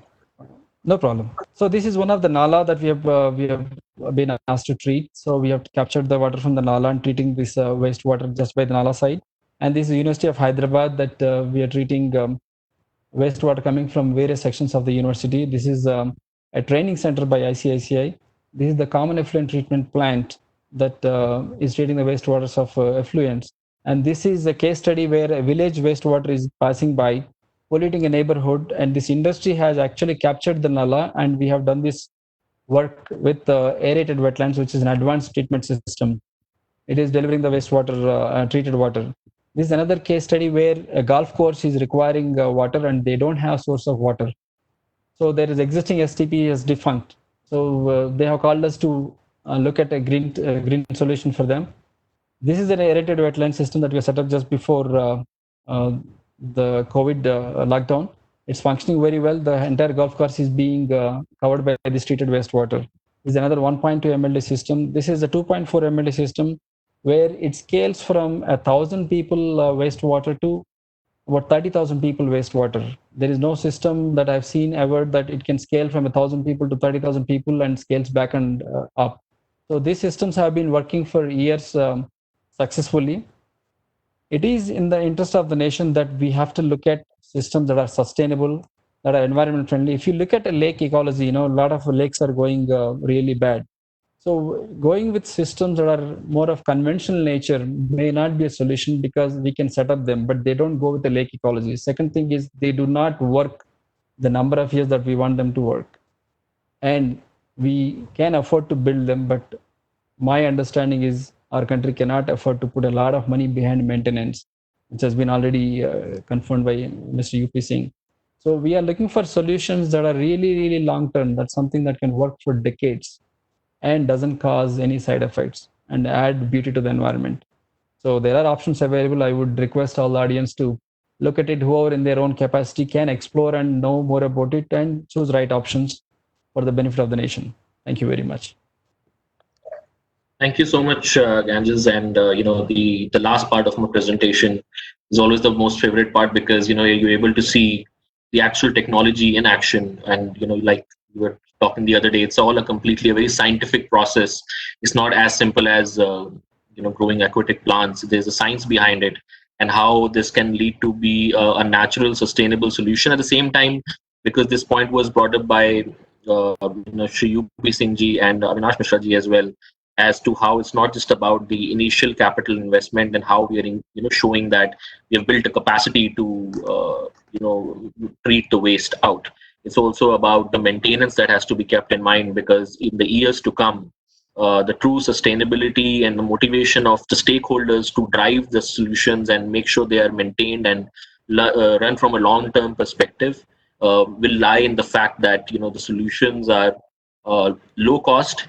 But one issue that I have seen, and it's good to bring it up before we now move on to a next eminent speaker, is that a lot of times when the requirement for setting up waste treatment plants or reviving water bodies is rolled out by different bodies who are responsible for tackling this, they generally get very specific about the technology as well. Now, is that a good thing to do, or should they remain open-minded so that new innovations can also go on and apply and discuss their innovations with them? Because if we get specific to a particular technology, I think it cuts down all the new innovations and does not go in the lines of the Atmanirbhar Bharat initiative. So I think the tenders have to become more inclusive, more open, and be able for the startups and the new innovations coming in with new technologies primarily to be able to apply. I mean, that's a right question, Ashish. Thanks for asking that. Glad that we have government officials here with us. It is very important to mention that whoever is going to implement these systems, they should be made responsible for 15 years of operations and maintenance, and keep the tenders as open technology. Then you will find real players who are confident that their systems will work, and they take the accountability for 15 years. That time, the government wins. Actually, whoever is a buyer, they win the game, because now the serious players will come, proven systems will come, people who have tried enough will come. Just an example, everything that looks green is not a green technology. We used to do this green systems before since long time, about 8 years. Just in the last 2 years, we started moving away from aerated wetlands, moving from conventional wetlands to aerated wetlands, because there is less and less space. So people are trying to do just dig a hole and then put some liners or do some RCC work, put gravel and put plants, and think that it is going to work. It's a constructed wetland. It's not. Every inch has to be calculated. There are proper scientific ways of doing it. Without scientifically approaching things, it's not going to work the way it is. I have seen at least half a dozen systems in Jaipur and Delhi that are green systems, like they look like this, but they're not working. They're choking. Now the whole investment has gone waste. So you were right. Keep the tenders open for people to participate, but make people responsible for long-term operations and maintenance. Ashish, can I chip in for 2 minutes? Sir, I was about to ask you for your comments. So yes, please go ahead. There are two things which he raised. One was, of course, I'll come to this slightly later, but everywhere you read these figures that about 4,000 BCM is the total precipitation. Precipitation in India doesn't mean only rainfall. It means rainfall, snowfall, everything put together is about 4,000 BCM. Now people say, whereas out of 4,000 BCM, you must be reading different figures that basically the water which is available for utilization is about 2,000 BCM. Somebody says, where has the 2,000 BCM gone? If 50% gets basically evaporated, because most of the water which you find is stored, whether it's in snowfall or whatever. So all over the world, it is not only in India, about 50% water gets, or the precipitation gets lost because of the evaporation. So in India also, the earlier data was some 1900, 2000 BCM is said to be the water which can be theoretically utilized. But theoretical utilization, suppose you have 40,000 of water resources in Northeast. Now, how do you utilize that Northeast water actually? Someone may say you do a interlinking from linking Northeast or something to a Chennai or something. There are its own problems actually. So what has been estimated is that all the figures say that about 1123 BCM is something which has been estimated by different committees and all, that can be utilized. That 1123 is broken up in two things. 690 BCM is surface water and 433 is groundwater. And out of 690 BCM, about 450 BCM is being utilized every year. So someone says that 8%, 18%, these kind of percentage, I do not agree. If you utilize out of 690 about 450 BCM, it is something like more than 60% of surface water gets utilized actually. Similarly, groundwater, the now problem is not utilization, it's an overutilization. But still, there are certain areas where groundwater is not fully utilized. So groundwater utilized to the extent of about 2/3 of the whatever is stored. So altogether, you utilize little more than 700 of BCM out of 1123 BCM of the water that is available. Now, coming to the point which he has made. See, first of all, I do not find, very right in the beginning, I said that there is no the technology. And B, like at least I can tell you that I have been dealing with the tenders both at DG NMCG and now as a secretary in the ministry. We do not specify the technology. What is important for me, if I say that, okay, your BOD should come down to 10, your TSS should come down to 10. So whichever technology, but I have to be satisfied. The technology which you say will bring me that. Otherwise, we are basically, our tenders are all what they call technology neutral tenders actually. Maybe this is not happening in every state because by and large, all these sewage treatment plants are constructed by the states and then by urban local bodies. So may not be. And see, I do not see anything wrong about the other technologies also. It is constructed wetland or aerated constructed wetland is not something new. Constructed wetland plants in this country are functioning for last 10, 15 years also. Whether you go to ICR, you go to AMU, we have recently commissioned a plant at Bithur, which is on constructed wetland technology. You go to Dharamshala, you can see a constructed wetland technology plant working by the PhD, which has done there. But then it has its own problems also, in the sense that many places, it also depends on how much land. For example, one always constraint comes is how much land you have available. So that's why sometimes people go for a particular technology. Recently, we have constructed a plant in Haridwar, Rishikesh, which is a 3-storied plant actually. Generally, this is the first time I have seen a 3-story sewage treatment plant. And sewage treatment plant does not it's not that all the plants do not function actually. There are plants which is beautifully functioning also and working very satisfactorily. But so there have been different regions. And it is not that, see, no matter even simplest of the technology will require certain kind of operation and maintenance. I'll tell you earlier, most of the sewage treatment plants came up with a technology called a waste stabilization pond. And I do not find anything wrong about waste stabilization pond, except that it requires a lot of space. You have a 3-pond system, you have a 5-pond system kind of, water goes from one pond to another pond to another pond. Now, after some time in West Bengal, we found that all the tanks are of a different depth actually. But after some time, since the sludge or whatever started settling down, all 3 became of the same depth actually. So it becomes kind of a garbage in, garbage out. And in West Bengal government, in one of the cases which we face problem today, they have given that tank for a fishing rights to a cooperative society or something. So even as simple as waste stabilization ponds also require certain kind of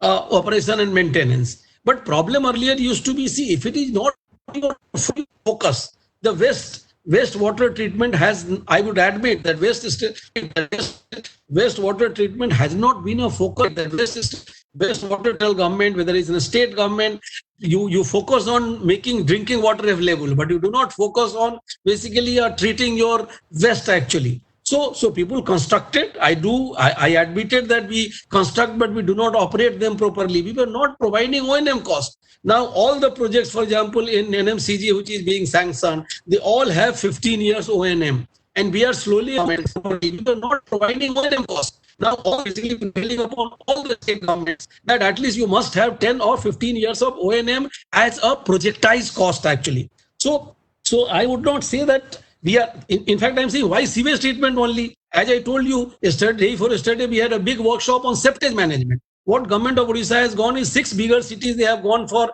a sewage treatment plant, and 100 smaller cities, they have gone for septage management actually.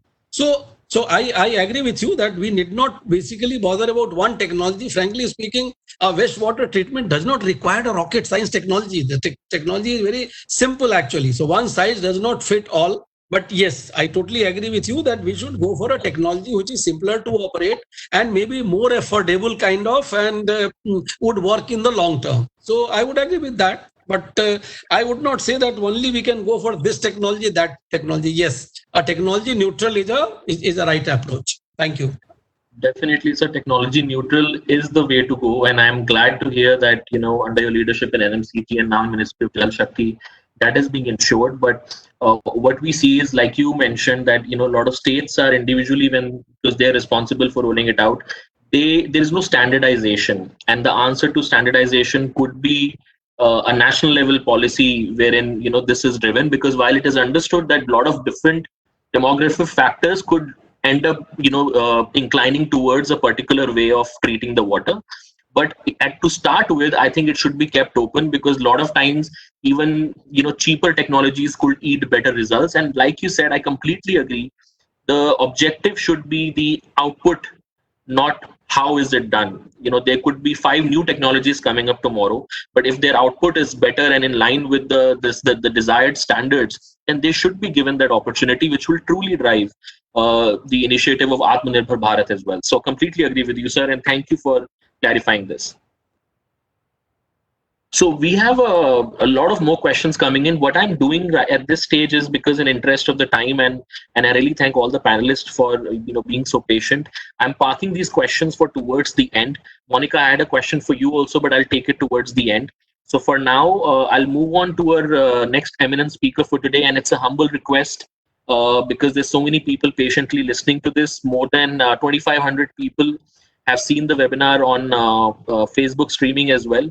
So it's a humble request, if you could just try to wrap it up in 6 to 7 minutes, the upcoming presentation, so we do not miss the opportunity to take a lot of questions that are coming in from the people for whom we are doing this webinar. So the first, I'll now request Professor Dr. T.G. Sitharam, who's the Director of Indian Institute of Technology, Guwahati.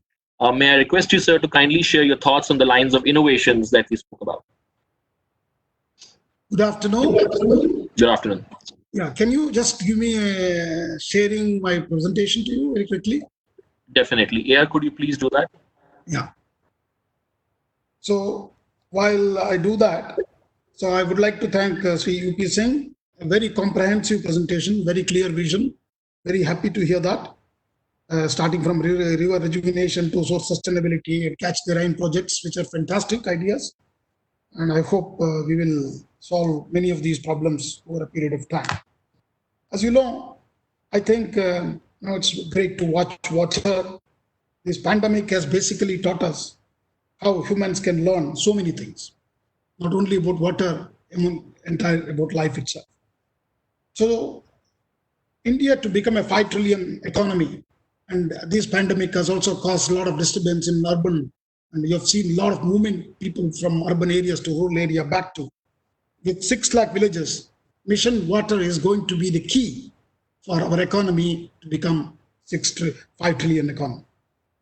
So particularly, as many speakers have already highlighted, the irrigation is going to be the one we need to look at it much more, because 89% of water we are using in irrigation. Even if you save 10% of that, I think there will be a lot of saving. We don't need to worry about other aspects. So we need to educate our farmers. So let me just share my presentation very quickly. I think I'll be able to do that. Yes, sir. We can see your screen now. You're able to see. So I'm going to today talk about river downstream water management. See, a lot of upstream water management we have done, and I'm more focused on the source sustainability rather than the water treatment and other areas. Okay. I completely agree with several speakers that there are many things. We have to do multiple things because our population is very large.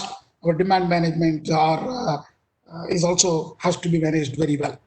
So we have to take this as a mission. But today I'm going to talk to you about, as I told you, several technologies are required. We need a lot of innovative ideas, and particularly more so about diplomacy on water, how to really do this. And we have only left with 10 more years to do the SDG goals, fulfill the SDG goals. I think the water is going to be the key sector in all the 17 goals. So water for nature, nature for water. Nature has a vital role to play in securing water resources, including regulating water flow, ensuring water quality, and reducing impacts, as we've seen from several other speakers. So we have to be very carefully watching that aspect. But I would like to start with a punchline. India is not running out of water. In fact, water is running out of. The story has not changed since Arthur Cotton built several barrages in Andhra Pradesh against Godavari. See, entire river, 1 year flow of river Thames is equivalent to 1 day outflow of Godavari river into Bay of Bengal. Even today, that has not changed with all building so many dams. So we have to really watch that very carefully. We need to do something because of the climate change. Our rainfall pattern has changed, and it is more towards now coastal areas. We have seen a lot of floods in Kerala, Tamil Nadu, and Karnataka, all in coastal areas only. So we need to see that. So where we have built our dams, there is no rainfall. The rainfalls are moving towards the southern. So there is no actually water shortage in India. It is in fact shortage of storage. So some people talked about we have to do a lot of dams and other things. What India has done after independence of 70 years. Large dams. We have built almost more than close to about 6,000 large dams in India. And you will be astonished to see Maharashtra has 1,800 large dams. I think all of you are experts here, so I don't need to explain what is a large dam. Large dam is a dam which has more than 1 million meter cube of water, or any dam which is more than 15 meters tall, or any special structure constructed across that. I'm only talking about such large dams. And our focus is on that. With more than 5,700 large dams, India ranks third largest dam building nation in the world, after China and America and China. And storing, how much water we are storing? 10% of the average annual rainfall received is only stored in India. Something close to about 9 to 10%. So basically what I'm looking at is the no shortage of water, there is a shortage of storage. But where is going to be the next temple of India? When Bhakran was built, Honorable Prime Minister Nehruji said, our modern temple of India will be the dams. And at the end of 70 years, we have done tremendously well in the construction of large dams, more than 5,700, close to 7,000, 6,000. So if you look at the location of these dams, there is no more space. Only we are now constructing in the Northeast, as Mr. Singh highlighted very clearly. In the Northeast, we are building large dams, and where there is also zone 5 earthquake zone. So where there is a threat of these dams is also very high, risk is very high. So India's river systems, so as I told you, why we don't have shortage, we have plenty of river systems, still they are flowing well. We need to really look at some of the areas where we have killed our rivers through river rejuvenation. So major river systems are 7, and Indo-Gangetic is the third largest discharge in the world to the ocean. And east-west flowing rivers, particularly I'm telling you in Karnataka, Kerala, Maharashtra, I think majority of the water is really reasonably clean, which emanates from the Western Ghats. And most of the rivers are about 100 to 120 kilometers long and dump large amount of water, because all water comes in 3 to 4 months of monsoon. The rest of the time, there is no water. So most of this water just dumps into the ocean without much of a use. Whereas basically, all of you know, we have both Himalayan and peninsular drainage system. So if I look at the rainfall, average rainfall, okay, across, it's average rainfall for entire India in millimeter. If I started looking at from 1901 to almost 2013, and recently also checked up to 2020, we never came down below 1,000 millimeter. So I don't think we have any shortage of water. So what is happening is we have reduced the water holding potential in our ground. So in relation to the changing process, we have really transformed the things people are learning, and they are looking at how to really reinvest in the forest. It's all happening. I'm not saying it's not happening. But what has happened is degradation of forest, increased soil erosion, have reduced the resident time of water in different layers of the earth, and lateral flow velocity has increased. And of course, with increase in population, water demand is also increased. So we need to look at other solutions. So as many people talked about, this is my favorite topic. We need to look at the traditional water industry harvesting structures. I'm not going to go into detail because there's not much time left, but I'll just mention Nahar Pines, Baudi, and some of these, we need to look at, relearn or unlearn what we have done mistakes in the last 30, 40 years, where we have forgotten about some of these water harvesting structures. We need to bring back these harvesting structures. This is one part of the story. But even then, say whether it is Bengal Inundation Canal, Cheruvu, many, India has a very rich knowledge in the harvesting. But somehow we didn't focus that, and maybe after independence, we focused more on the large dams. That's where we have forgotten. So the large dams, we are building so many large dams in the country, so we forgot. So there is a possible rainwater harvesting schemes, plenty. Check dams, Nalaband, contour trenches, percolation tanks, subsurface dikes, sand drains, sand dams, infiltration wells, injection wells, water pools. But I'm going to talk to you on downstream water management, particularly the subsurface dams and underground dams. We have not done much, and we have not done coastal reservoirs. So where, as I'm going to take, as I told you, climate change has shifted our rainfall to the coastal areas, and large population also lives in the coastal areas. We need to do something in that direction of water management, of river downstream water management is the key, without which we will not be able to really supply water for such a growing population in India. So I'm going to just quickly say, because many people talked about the inland dams, interbasin transfer, river linking, wastewater recycling, desalination plants, all are required. I'm not saying one is superior to the other, but there are problems with each one of them. But with the shifting of the rainfall to the downstream, we need to look at a lot of groundwater issues like underground dams. That means we need to really store water underground. And then that is only possible when you are able to catch them before they join the ocean. So it is really unwise to go for a desalination plant, leaving all this plenty water, beautiful water into the ocean, and then again taking back and cleaning it. I'm very sorry to see that many cities are going for desalination plant. I think I request Honorable Secretary to really look at this issue, because we shouldn't be spending large amount of money to create desalination plants where we allow large amount of water in the months of monsoon, and then that is not easy. Also, it is very costly, and it is cost per water is basically a commodity.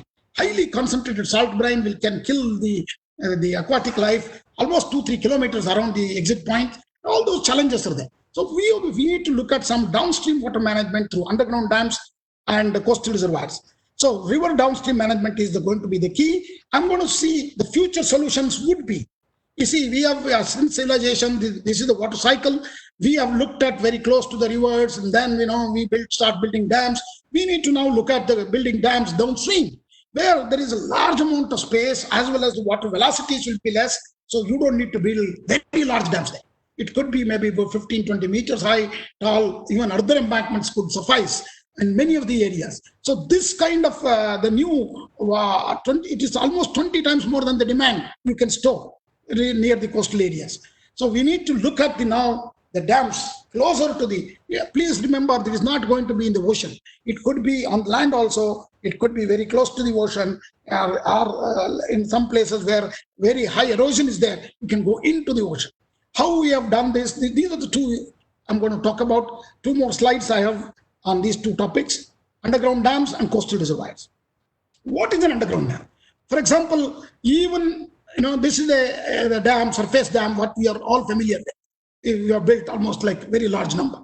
But what I'm talking about, very going to close to the coast, we can actually, this is the ground level, and we can build a subsurface dike or a diaphragm wall very close to this. So it will stop the saltwater intrusion into the land, as well as it will hold the water backside. But please remember, this stores water only in the porous stratum and holds groundwater close to the surface. It is not very deep. So in that way, we can do an underground dam is not a huge tank, because it is in the pores only. Please generally have a lot of porosity in the aquifers. In other words, underground dam reserves the groundwater in hard porous stones. So Japan has done a fantastic job in this direction. Japan has built more than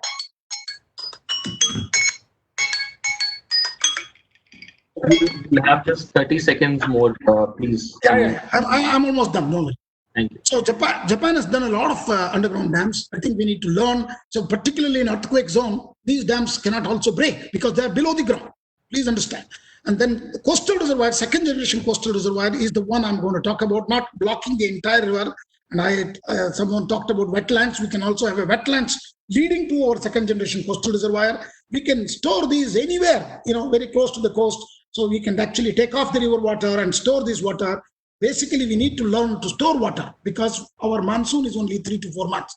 We need to survive another 8 to 9 months based on the storage. So minimum, that has to be done. And here, whenever there is clean water is there, you can store it. We can pass it through wetlands. And all these possibility, new wetlands can be created. Shanghai is one experience I would like to show you. Shanghai has done a fantastic job of building a Chinkosa coastal reservoir, which supplies almost 70 to 80% of water for Shanghai city. So this is actually in the delta of River Yangtze. It's really one project we need to watch and maybe emulate in the future. So such coastal reservoirs are plenty. It's not that technology is new. See, it has been constructed in Netherlands for flood control as early as 1930. India has done very early in Kerala, Tanimukamband, many, 2, 3 of them. Some of you are interested, you can see my papers. In South Korea, China, and Singapore, United Kingdom. Singapore, Marina Barrage has supplied 20% of water for Singapore. So it has really served their purpose. Otherwise, they were really worried about their relationship with Malaysia. So the advantages of coastal reservoir are plenty. I will not go into the details today. And no harm to the river basin or alteration to the river course, no disturbance or forest cover, no submergence of land. See, many of our projects take large amount of time, particularly large dams, is in displacement of people and displacement of villages and towns. So this is not there in my coastal reservoir. So I thought we should look at that. And it will also stop the intrusion of saline water. So we have a recent book of ours, Elsevier, which is written by 7 international people, including Professor Roger Falconer, of the former president of IAHR, and Brian Jones, and many of the people. And this is actually a very new book, which is coming out the next month. It is not yet released, but the book has been completed. It's Sustainable Water Resource Development Using Coastal Reservoir. So there are plenty of other things. Even United Nations has already covered this topic on referring most of our papers. So it has a lot of other advantages. We can actually generate solar energy, tidal energy at the coastal areas. So you can even pump upstream, almost up to 100 kilometers, because your now energy is very cheap and serves as a deep water fishing harbor, our dikes, and increase in industrial activity. The challenges are saltwater intrusion, pollution control, algal blooms, sediment accumulation, economic ecosystem imbalances. All these can be handled in the design of coastal reservoirs using some of those techniques which I just highlighted to you. So there will be a lot of advantages if you go into the zone stream. So I have one concept: how do you really, instead of river linking through our interior, very difficult terrain, we can actually link these rivers when you have a coastal connectivity at zero mean sea level. This is what I called at a Sarovar Mala. I even patented this. This is a fantastic concept wherein, it will be at a zero mean sea level. Most of the pipeline, it could be underground pipeline connecting these reservoirs on the coast. We don't need to build everywhere. Maybe a small reservoir in each one of the states where the water is plenty. And in summer, you can do this. And then this is one last slide which I would like to say, as many people have highlighted, our agriculture use is very large. Actually, India is 89%. Okay, in that, if you are able to save even 10%, 15%, so we need to really develop revolutionary scientific usage of water. And we have to teach our farmers. Then we don't need to really worry about small other issues. We can always keep doing it. They are doing it fantastically well in other aspects. So just to conclude, India is not running out of water, but water is running out of India. And I am somehow completely against the desalination. Is very expensive, and it is also utter foolishness for us to leave the water, fresh water, into the ocean and take it back and clean it up at a cost of a fortune. Underground dams will augment groundwater resources. We need to look at these out of these box of ideas in a small, big, and whatever way you want to do, it can be done. And we need to store water and save future. And I would like to just end with one small last slide. And afforestation is the key. And most of the river rejuvenation projects, including AOL, has taken it up. And we were involved with them earlier. I would like to also announce that there is an international conference on coastal reservoirs in Actually, it's in China right now. It's not really a good time to say about going to China, but anyway, it is next year. Hopefully, our relationship will be better. And this is as per the International Association for Coastal Reservoir. It's more on sustainable water management of downstream water management.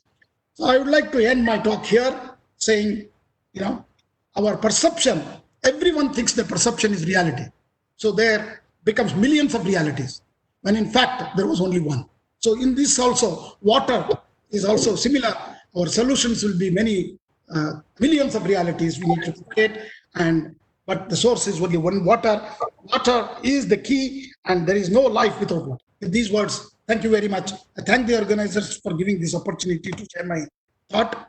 And last word is, and the pricing of water is not just the pricing of the each water what we supply. We need to also look at the virtual water, what we use for manufacturing clothes, manufacturing, other products, cars, automobiles, where we are not actually charging water at the cost of what America or what Britain has done. So we need to do something on virtual water, and virtual water pricing should be key for the government. I request the Honorable Secretary to look at that aspect as well. Thank you very much.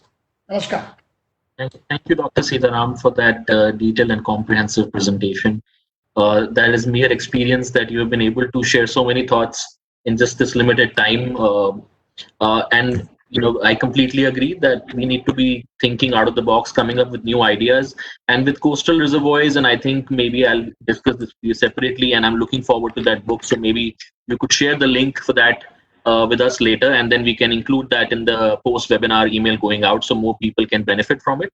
At the same time, the impact of climate change on coastal areas and hence coastal reservoirs is something that we can dwell upon later, because that's a very, very vast topic. But thank you so much for sharing your insights. And like you said, we should be thinking outside the box and coming up with innovations.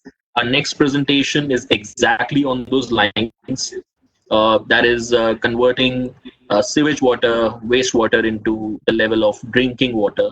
Yes, that sounds correct. So I have with me Ms. Smita Singhal, who's the Director for Absolute Water, who will be sharing her journey with us. And the same innovation has also been featured by Discovery Channel in the Planet Healer series. So look forward to you, Smita. Thank you. Good evening, everybody. I hope I'm audible.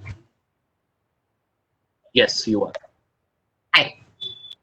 And we've heard a lot of the people from the ministry, from the various people on the panel, about what the issues in the country are and what the problems the country is facing. And we're all, kind of going through a pandemic right now. So what I here have to present today very briefly is that I have a solution for that. I have a solution that can do groundwater rejuvenation, river rejuvenation, for agricultural purposes, and it's an affordable, cheap solution, and it is a completely natural process without the use of any chemicals. So just go forward. It is a very, very short presentation, not too technical, because it is that simple to use and that simple to execute. So if I could just have the presenter rights, then I'm happy to share the presentation very quickly. And I have a short video at the end of it, which is hopefully I hope you people enjoy it and understand what we do. Thank you. AR, please pass on this, the presentation. Right?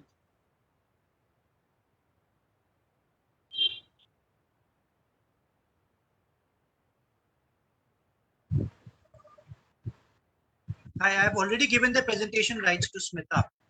Okay. So I just go, okay, let me just share content. Okay. That's right.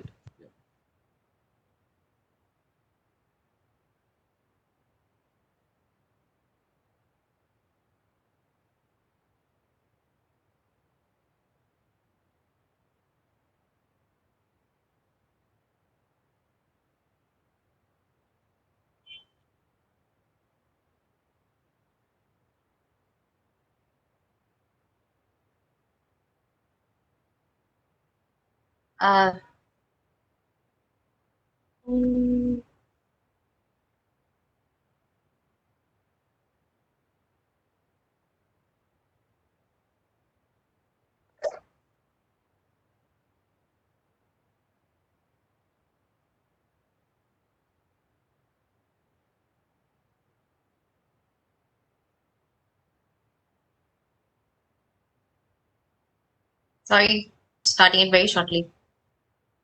No problem. In the meantime, I really have to thank Secretary Sir for being with us throughout this session today. Being with us for almost 2.5 hours now, it really means a lot for being here and hearing out the ideas of the people and the innovations coming up. And, we're really, really thankful to him for that. We can see your screen now. Great. Yes, great. Okay, so my company is called Absolute Water Private Limited. We have been in business since 2016. We're a 4.5-year-old, very young company with a very diverse and dynamic team of people who are all very passionate about conserving water and for water recovery. So this entire company was set up in order to bring up a very viable, practical, affordable solution and to find a source that can be readily usable and readily available, which is predominantly sewage, because it is 95% liquid. And we could come up, after 1.5 years of research, we came up with this whole technology, being green in nature, so that also we could retain the water, the minerals of water, and its natural, the calcium and everything else that, like Mr. Mishra earlier had mentioned. So in terms of COVID, how has COVID impacted our lives? It has changed the way we think, the way we act, the way we live. It has changed relationships, from how we meet people socially. It has made us believe in the fact that resilience is key because of all the stories that have come from all over the world of how they've been able to live through COVID. But what is the most urgent execution to keep the virus at bay is to wash one's hand every 20 minutes, to wash all food before consuming, to wash oneself before you enter the house so that you don't bring in the virus from outside to your family members, and to wash all surfaces in regular intervals that are, prone to public touch. But we need clean water to wash. How do we get that? Because if we don't have that right now, we're going to have another severe pandemic inside that we may not be able to control, irrespective of whatever vaccines come in. So this is what the World Health Organization has to say. Like Monica had earlier mentioned, it is literally 2.1 billion people in the world. It's not just India. This is a global issue. This is not just an India issue. Not having access to clean water for hand washing, and also having, they take all their water sources is predominantly from rivers and water bodies, which are highly contaminated. For example, in Bangladesh, it's arsenic lead. And how does one deal with that situation? So basically, as per the World Health Organization, the provision of safe water, sanitation, and hygienic conditions is essential to protecting human health. It is a God-given right of every human being on this planet to have safe, clean water, irrespective of an outbreak or not having an outbreak. It shouldn't come to a situation where we are in an urgent need for it. But unfortunately, right now we do. So what is the current scenario? Like we've all covered this already, which is untreated sewage, which percolates into groundwater. It is flowing into our rivers, tributaries. There's severe leaching of pollutants, resulting in severe waterborne diseases. And of course, day zero, which we're all very, we know about these situations in the world as well as in India. But to add to our crisis, which we now know apparently, is that sewage has COVID too. And this has been a detection of SARS-CoV-2 in untreated wastewater, which there have been several studies now, be it Spain, be it Scotland, Australia, UK, saying that it has generated an unprecedented impact in most countries of the world, and it has affected all. So in this situation, what can we do? So I have the solution, and the solution is Absolute Water. We're the country's first ever 100% organic water recovery system that converts sewage to the level of drinking water. And these are as per the WHO parameters, which is what is followed everywhere around the world. What can we do better? We can convert 62 billion liters of sewage into clean water every single day, because we are 100% organic water recovery. We have no chemicals usage. We are decentralized systems, which we believe is the biggest solution to any kind of technology that is out there. Because if we set up one big plant and it breaks down, the whole population gets affected. It is also the most important part of this technology is that it is very, very simple to use. We don't need engineers. We don't need technical supervisors. Even a person who can just come under 3 months of training, educated or not, can run this technology, can run the system. It is simple, it is effective, and it is affordable. How are we different from the rest of the world? The rest of the world, like Singapore, South Africa, USA, are all treating sewage into drinking water for mass use via centralized systems. They have expensive technologies like desalination, which means Mr. Sitaram also doesn't like, which I don't like either, which to the end user becomes a very costly deal due to the high costs. And most importantly, the cheaper way to do it is to use chlorine. Chlorine, again, is a chemical which can slowly actually inside, by times, can kill your insides completely. What makes us green is the biofilter technology. The process has been pioneered by us. It is totally different from the conventional processes in existence at present. It is totally green because we use no aeration, therefore no need of any major power. There is no chemicals, and most importantly, it has no sludge. So sludge management is a complete big fat zero. So that's where you actually start getting your ROI. The process is based on a mix of vermicast and microorganisms that naturally degrade all the pollutants in the raw sewage, converting them into high nutrient value. This is a continuous and a circular process. Therefore, the treated sewage keeps flowing through an inclined drain at the floor of the biofilter into the treated water tank, which can be used for further treatment for irrigation, horticulture, etc. It solves two of the biggest issues that a conventional STP has till date not been able to deal with, which is sludge management and also eliminating sludge dewatering, handling, and disposal of the same. Also, the power requirement, it has a very low requirement, can also be used via solar panels. What do we do better? Because I'm sure a lot of people talk about everybody can be biological, everybody can be green, but we have established this technology and proven it with every plant that we've installed on the following points, which is the least use of power, because it is only 1 kilowatt for 100,000 liters of sewage to be treated. And the only power that is needed is for the running of the pumps. It's 100% green, as mentioned before. There is not a single drop of chemical used. It is non-RO. Again, another big system, biggest advantage of this is because it gives you 100% conversion of treated water into clean, safe water. The lowest civil cost also because there is no tank, no aeration, no sludge separation, no nothing. There is no noise because there is no, aeration device involved. It looks aesthetically beautiful. It looks like a beautiful greenhouse. You can just hear the birds chirping around you, actually, mostly. Custom design, because we have a civil base and we have a modular based design, which based on whatever space constraints you may have, we can design the plant accordingly. The membrane, again, which is a specialized membrane, which is used for drinking water, again, is an 85% conversion of that.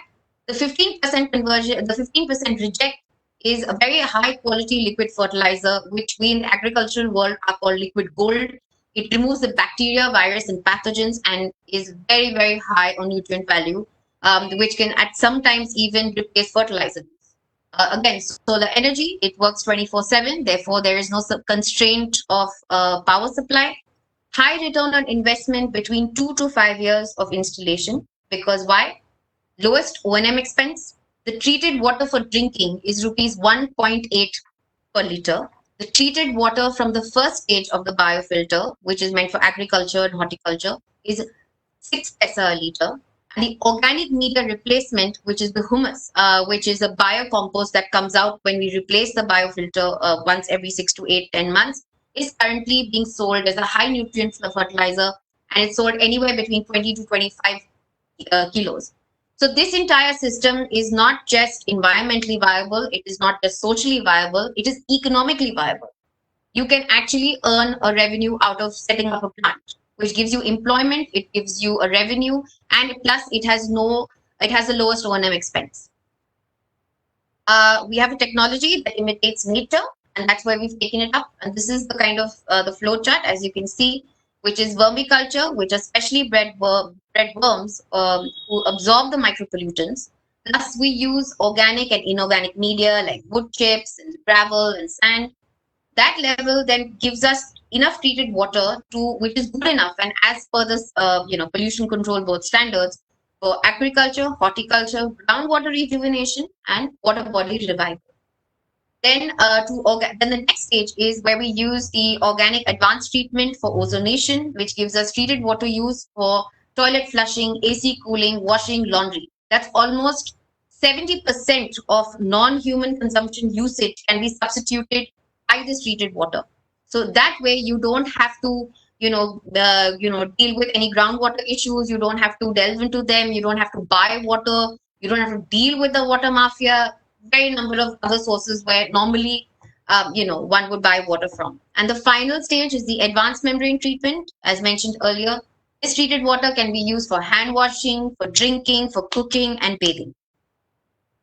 So, and the biggest point is that we also keep the COVID virus at bay because we deploy ozonation as an advanced disinfection treatment. Therefore, it can treat the same virus that the SARS virus has and that the COVID virus has, and we're able to deal with that at source while through our sewage treatment plants. Plus, we also do AI or online monitoring systems for treated water quality, which is on a constant 24/7 monitoring. Therefore, the exposure of any human being there is at the bare minimum.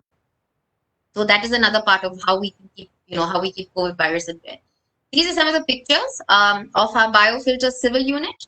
As you can see, the wood chips, which are right here, and the worms, which are, I always say this every time, are my main heroes who do the work for me and for all the, for treating all the pathogens and the bacteria, as that's what they eat. That is their sustenance. This is a more broader version of what it looks like.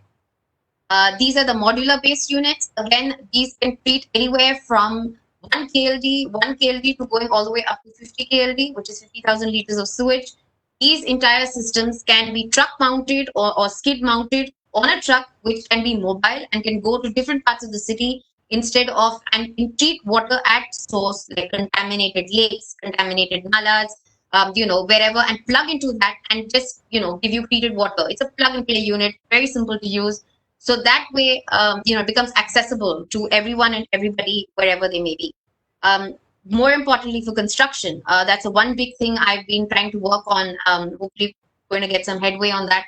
Is for construction use rather than a builder who's going to tap into the groundwater and use that for construction. We completely eliminate that use and tap into the sewage line instead.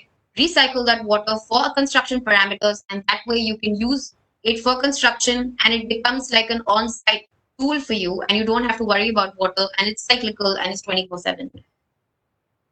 This is the proof of the technology. As you can see, the inlet versus the outlet, it's crystal clear. And the water that you're seeing in this garden is actually coming from one of our treated plants. This entire field was a cricket field which had not a blade of grass till the time we actually had set up this plant. And now if you can look at it, it is completely and luscious green. The treated water that you can see through that sprinkler system is coming from our plant that is there. And so much so that the Mali has come and told us कि अब बंद करो, हम इतना काट नहीं सकते घास. So that was another proof of it. How did we manage 16 plus plants and more coming and more that are coming? The biggest challenge that we faced was to prove a technology which had a cultural and religious mind space, because a lot of people were like, हमको आप सूरज का पानी पिला रहे हैं, कैसे कर सकते हो आप, ये तो हमको पाप चढ़ जाएगा, ये हो जाएगा, वो हो जाएगा. So it is the point to let them know that the entire water that is coming through the supply is one supply. It is coming into your house through probably a network of pipelines, but the water supply source is exactly the same. So there's nothing impure about it, and it's not a sin to have treated water coming from there. Therefore, changing the mindset of that particular consumer towards drinking water, because it is being treated from sewage, awareness that, again, like I said about the pipelines, and that currently from wherever we look, we may have our rivers, we may have our oceans, we may have everywhere, but we all know what level they've been contaminated and what all, be it desalination, be it STPs, be it or non-functional STPs, whichever way you want to look at it. Currently, the only source is sewage because it's the closest thing to being organic, more importantly, and it's 95% liquid. That's how much you can extract out of that. How did we convince them after all these challenges that we faced? We changed our strategy, basically, which thankfully was accepted and appreciated. We're like, okay, you don't want to use it for drinking water, fine. But then substitute 70% of all the non-human consumption water with this treated water, like toilet flushing, horticulture, agriculture, washing, maintenance of space, laundry, etc. Also, when we start talking money is when people really start understanding, because we've always had the first question we've always asked, iska kitna lagega iska? You know, how much will it cost for this installation? And then when we tell them that within 2 years, your ROI really starts getting into play and you basically are getting free water to use because your savings start back immediately. Plus, you don't have to worry about the intermittent, supply of clean water that is coming to your homes or the breakdown sometimes when they happen. You know, there are certain places बोलते हैं कि 2-3 दिन तक पानी नहीं आया, हमको tanker से मंगाना पड़ता है. The tanker water per liter is so expensive that a lot of people can't afford it. Then also the addresses the issue of the RO reject water, which everyone on this panel has spoken about, because the RO reject water goes back into your sewage pipeline, which we then pick up and it goes back into recycling. So you don't need to worry about that RO water being rejected because it's all being recycled. Also, biggest point is that the sewage is treated at source, thereby the environmental impact is nullified on all counts. And I say this because you are not allowing sewage to go through the massive pipelines and then flowing back into the river. You're treating it at source. So whatever goes back into the river, actually good water goes back into the river. What did they gain? For all our clients till now, these are the feedback we've been having, which is their significant contribution environmentally and economically, being self-sustainable, being responsible for their water consumption, knowing that it is, being recycled, being stress-free about it, that they don't have to worry about when mera pani agla kab aayega. And more importantly, the amount of money that they save just by using this technology, they get to use it for, the bigger things in their life. So the proof of quality and endorsement, as you can see on my left, is we've had certificate of parameters and successful commissioning certificates from CPCB, DPCB, PPCB, IIT. You can read all of them right there, and all of them are our clients. We do annual testing for all installed plants against all the stringent parameters. We actually encourage our clients to do their own testing so that they know that whatever they have believed in us or they have installed the plant, that is actually working for them. And we were also incubated by IIT Kanpur to test the validity and improve worthiness, because we wanted something to kind of wet our technology so that it becomes more proof worthy to anyone that we're talking to about this technology. And thankfully, they deemed us as an effective system for the green technology to be used for sewage treatment. So I just want to actually quickly show you a video, which is to show what this thing really looks like, because I say seeing is believing. This is in the DTU campus, where we set up a 1 MLD, 1 million liters of sewage a day. And it's one of the largest and the first 100% green STP in the country. So can I just share that really quickly? Yeah, sure. Yeah.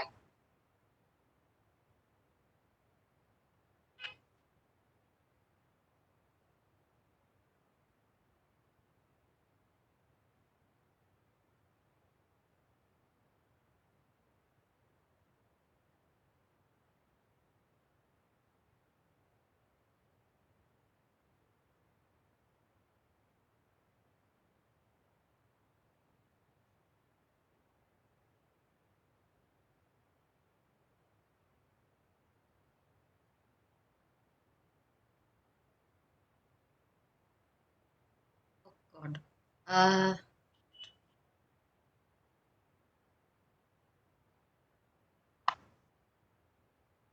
For some reason, it's not going. That is not an issue. In that case, what we could do is, if you could share the link for the video with me, Okay. we'll Can I, one second. Yeah. 1 second.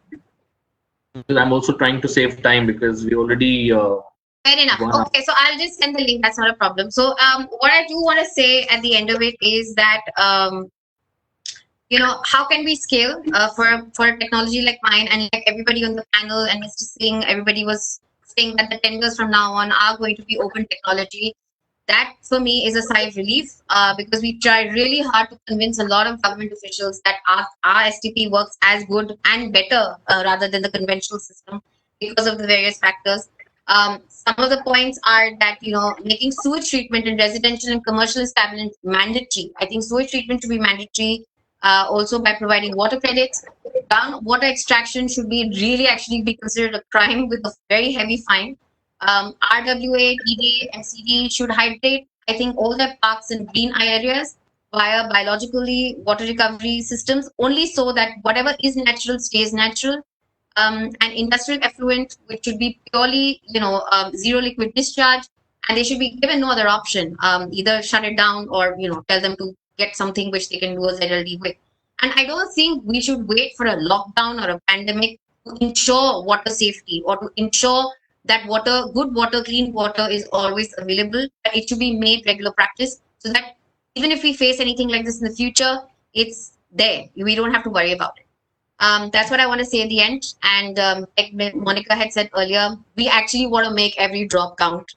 That's what absolute water is all about. Thank you. Thank you, Smita, for presenting that innovative solution. And yes, things are going to look better with technology not being the basis for rolling out the upcoming projects. Hopefully, those changes will come in very soon. Yes. And if you do, definitely share the video with us, so we'll have it included in the mailer that goes up. Awesome, great, that'll be great. Thank you so much. So now we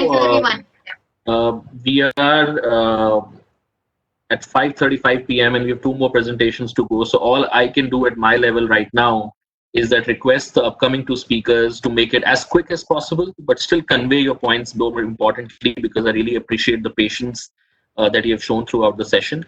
So without taking much time, I'll request Mr. Jayamala Subramaniam, who is the CEO of ARGEM, who will touch upon the technology aspects and how to leverage technology in driving water-related initiatives. Over to you, Malaji. Yeah, thank you, Ashish. Apart from the humongous problem of water, you've also given me the humongous problem of managing it within time. So I hope I live up to your expectation. So really, I mean, it gives me a great pleasure because I think whatever the secretary said, it speaks so much to our learning as well. ARGEM is an India-based water philanthropic foundation with an endowment from Mohini Nilekani. And we've been working for 15 years funding NGOs on the ground in water.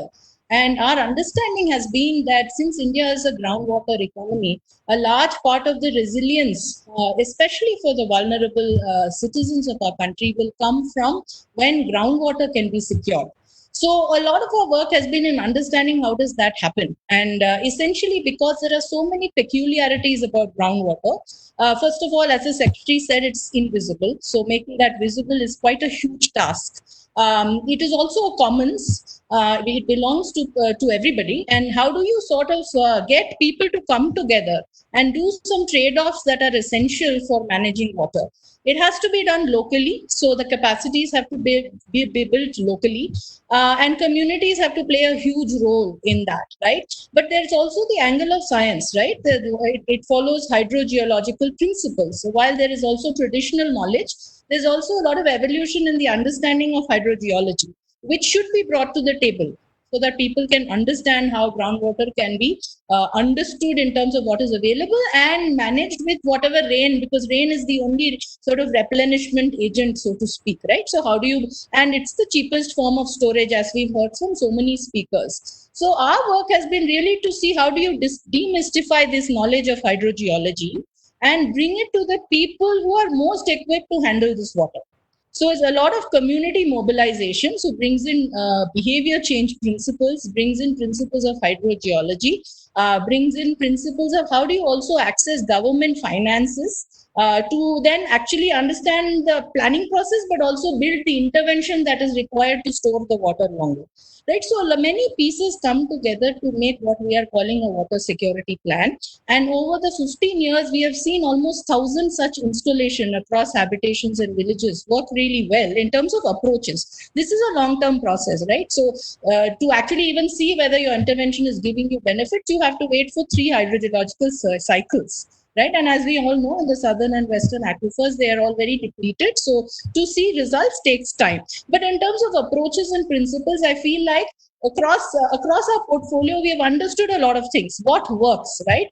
And some of those principles, when we have when we started to extrapolate exactly like what the secretary said, how do you bring it to more and more people? Perhaps with our work, maybe 5 million people have benefited, but then 600 million people need to benefit as well. So how do you take this to them? The processes that are involved when you work at subscale with NGOs are very intensive, right? The handholding process requires almost 15 to 20 interactions with communities to make this happen. It also requires, when you say best practices, how do you bring together what's happening in the eastern ghats? We also work in springs because groundwater emerges as springs in the mountains. So we understood that when you bring an eastern ghat person working on springs to a western ghat person, there's a lot they can learn from that process, right? How can you make these spring storage systems much better? So we realized that the creating spaces, building partnerships, and then creating exchange spaces that people can then take from each other and leverage and build has worked a lot in terms of amplifying the effect of what people have done. And so from our own learning, we've kind of felt that while the principles of groundwater management is there, many people know it, many people have done it, spaces for interaction and sort of trustably exchanging what is working somewhere so that they can borrow it and do it, creating access to people who can help. So when you start a program, you want to know what is the knowledge, where is the knowledge, is the knowledge in my language, is it something that our communities can easily understand, who are the experts whom I need to contact, what are the government schemes that are available that I can leverage. So there's a lot of knowledge that is there, but making it visible, accessible in a form that people can use, that we seem to be, that is the investment Arghem has made over 15 years. And we felt that if we can use digital technology to accelerate this process and make this more available to more and more people, we felt that perhaps at scale we can create more, we can create a speedy and sustainable sort of extrapolation of what has happened.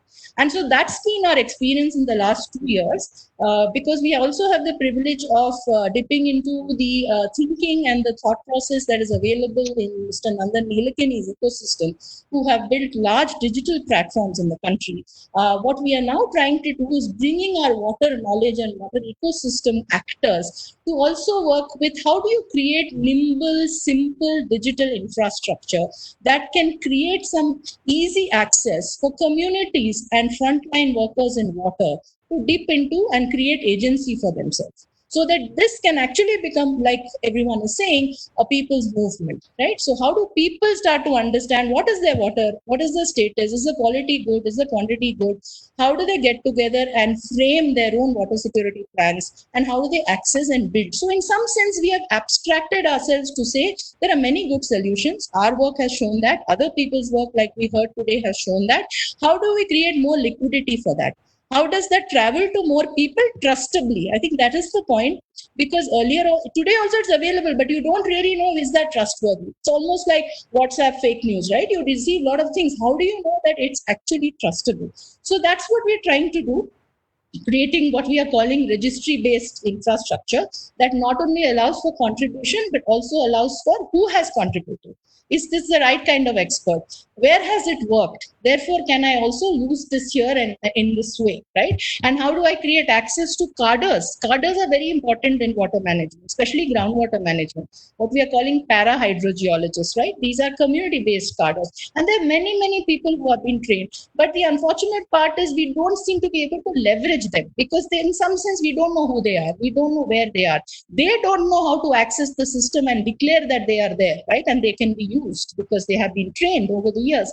So we feel like this is what may be a contribution from our side, a humble contribution to the sector to see how digitally we can support acceleration of solutions. And that's what we are doing now, working in partnership with state governments, because that's where we can see whether this is working at scale.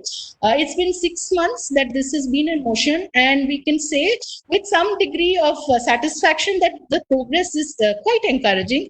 COVID has actually come in the way, unfortunate as the situation may be, it has come in the way of accelerating adoption, because people have felt that now physically we can't go and meet. So how do we use digital medium to start the process of planning, not just for water, but also for COVID relief? And we've seen that work, right? We've seen the frontline cadre adopt digital technology, whether it's smartphones and of course, internet technology, wherever it's available.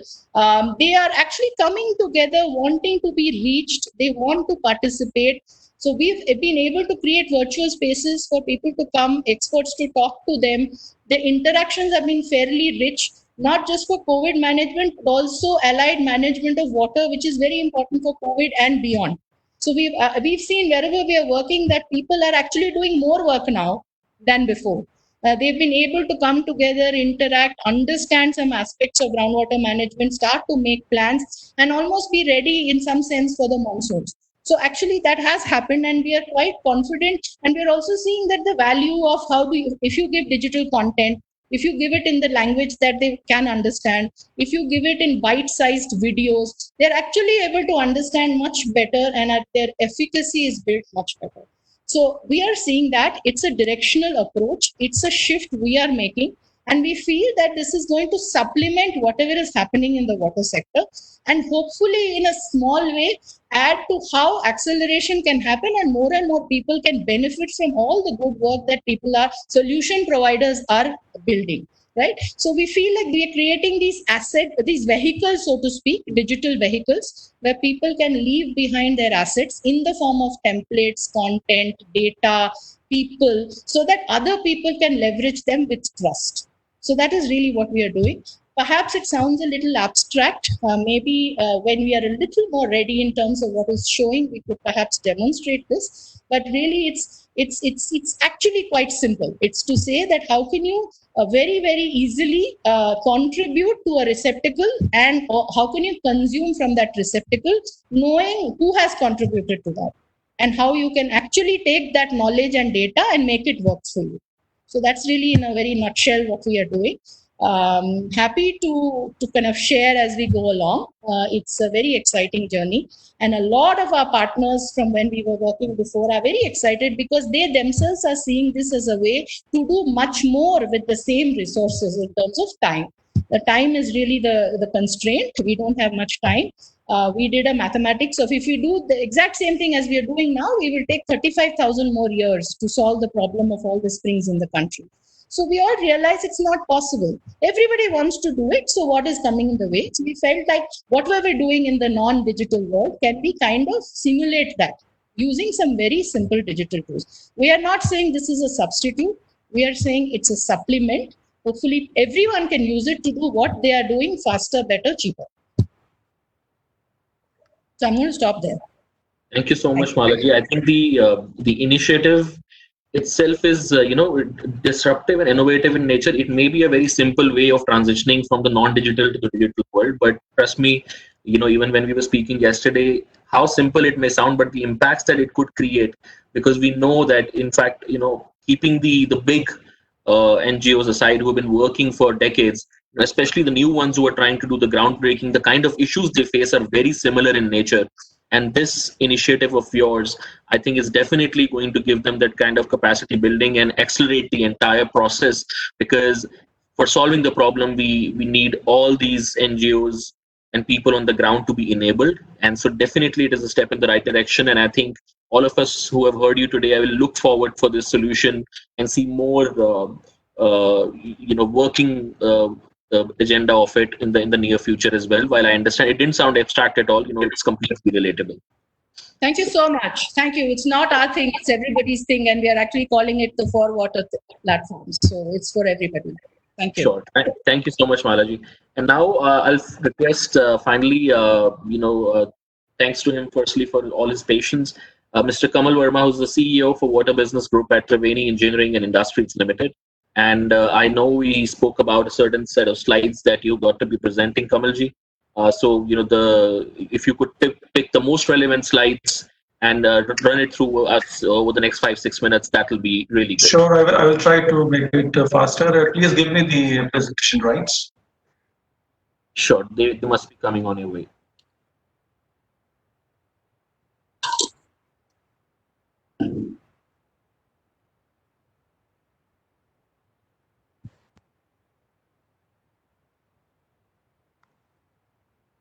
Great, we can see your screen now.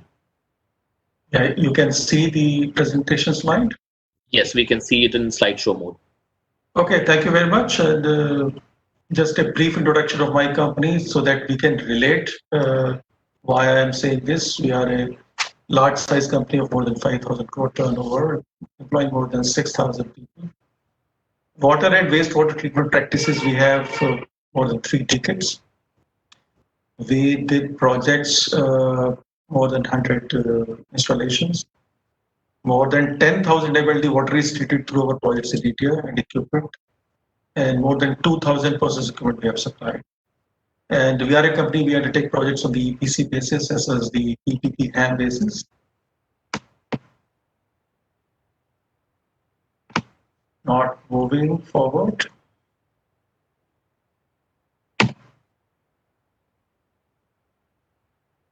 Can you see the slide number 2? So I will just touch base upon the waterless countries. Just 10 countries with a population of 60% of the world and without the access of the clean water. So there's a very grim situation as far as the India is concerned. And I will move on to the other slide on that. And I think there is some lag in the presentation, I believe. You can see the slide of waterless countries right now. I think you're doing well, Mr. Verma. You should proceed. I think we are not moving.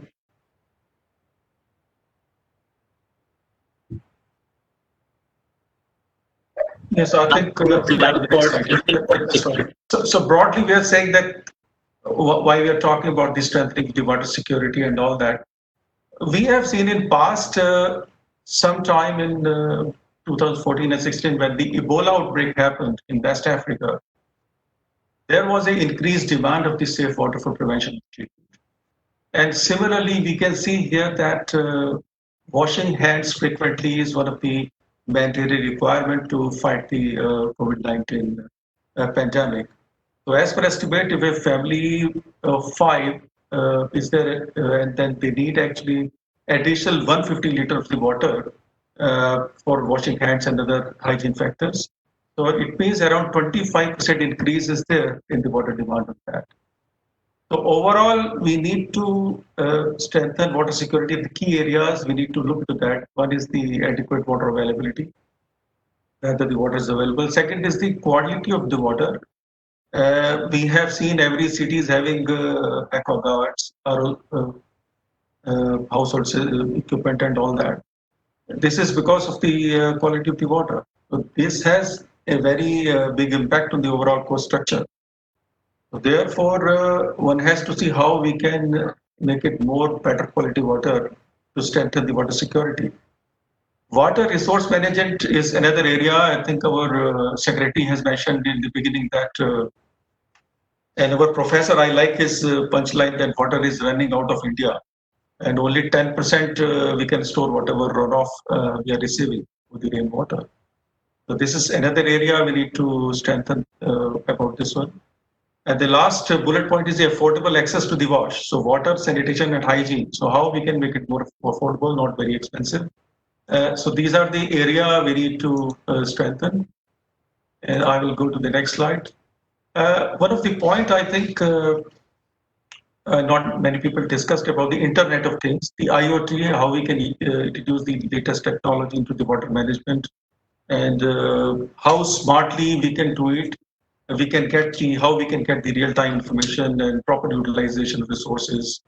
How we can introduce the IoT into the operation management, water quality testing and analysis, and so basically 5 bullet points in there. So one is the, of course, the water conservation. As we know that whatever traditional methods were there for storing the water, for conserving the water, so due to the population growth and the more liberal town planning norms over a period of time, I think those ditches and those traditional areas were destroyed and were minimized. So this is the area where probably Internet of Things can really work on that and provide the real-time information to strengthen the storage capacity and put some kind of sensors to get the levels.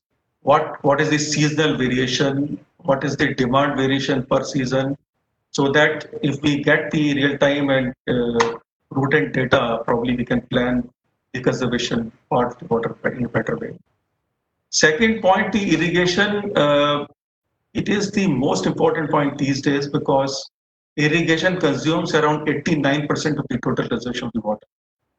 And you will be surprised to know, like in Punjab, of course, 25 years back, Punjab was not growing the paddies, but somehow they went into the paddies and all that, and it consumes a hell lot of water.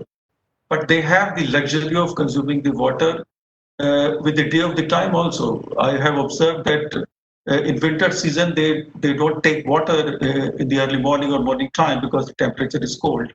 And they say that, okay, we will take water after 11 o'clock or 12 noon because the water temperature gets better and it is better for the crops.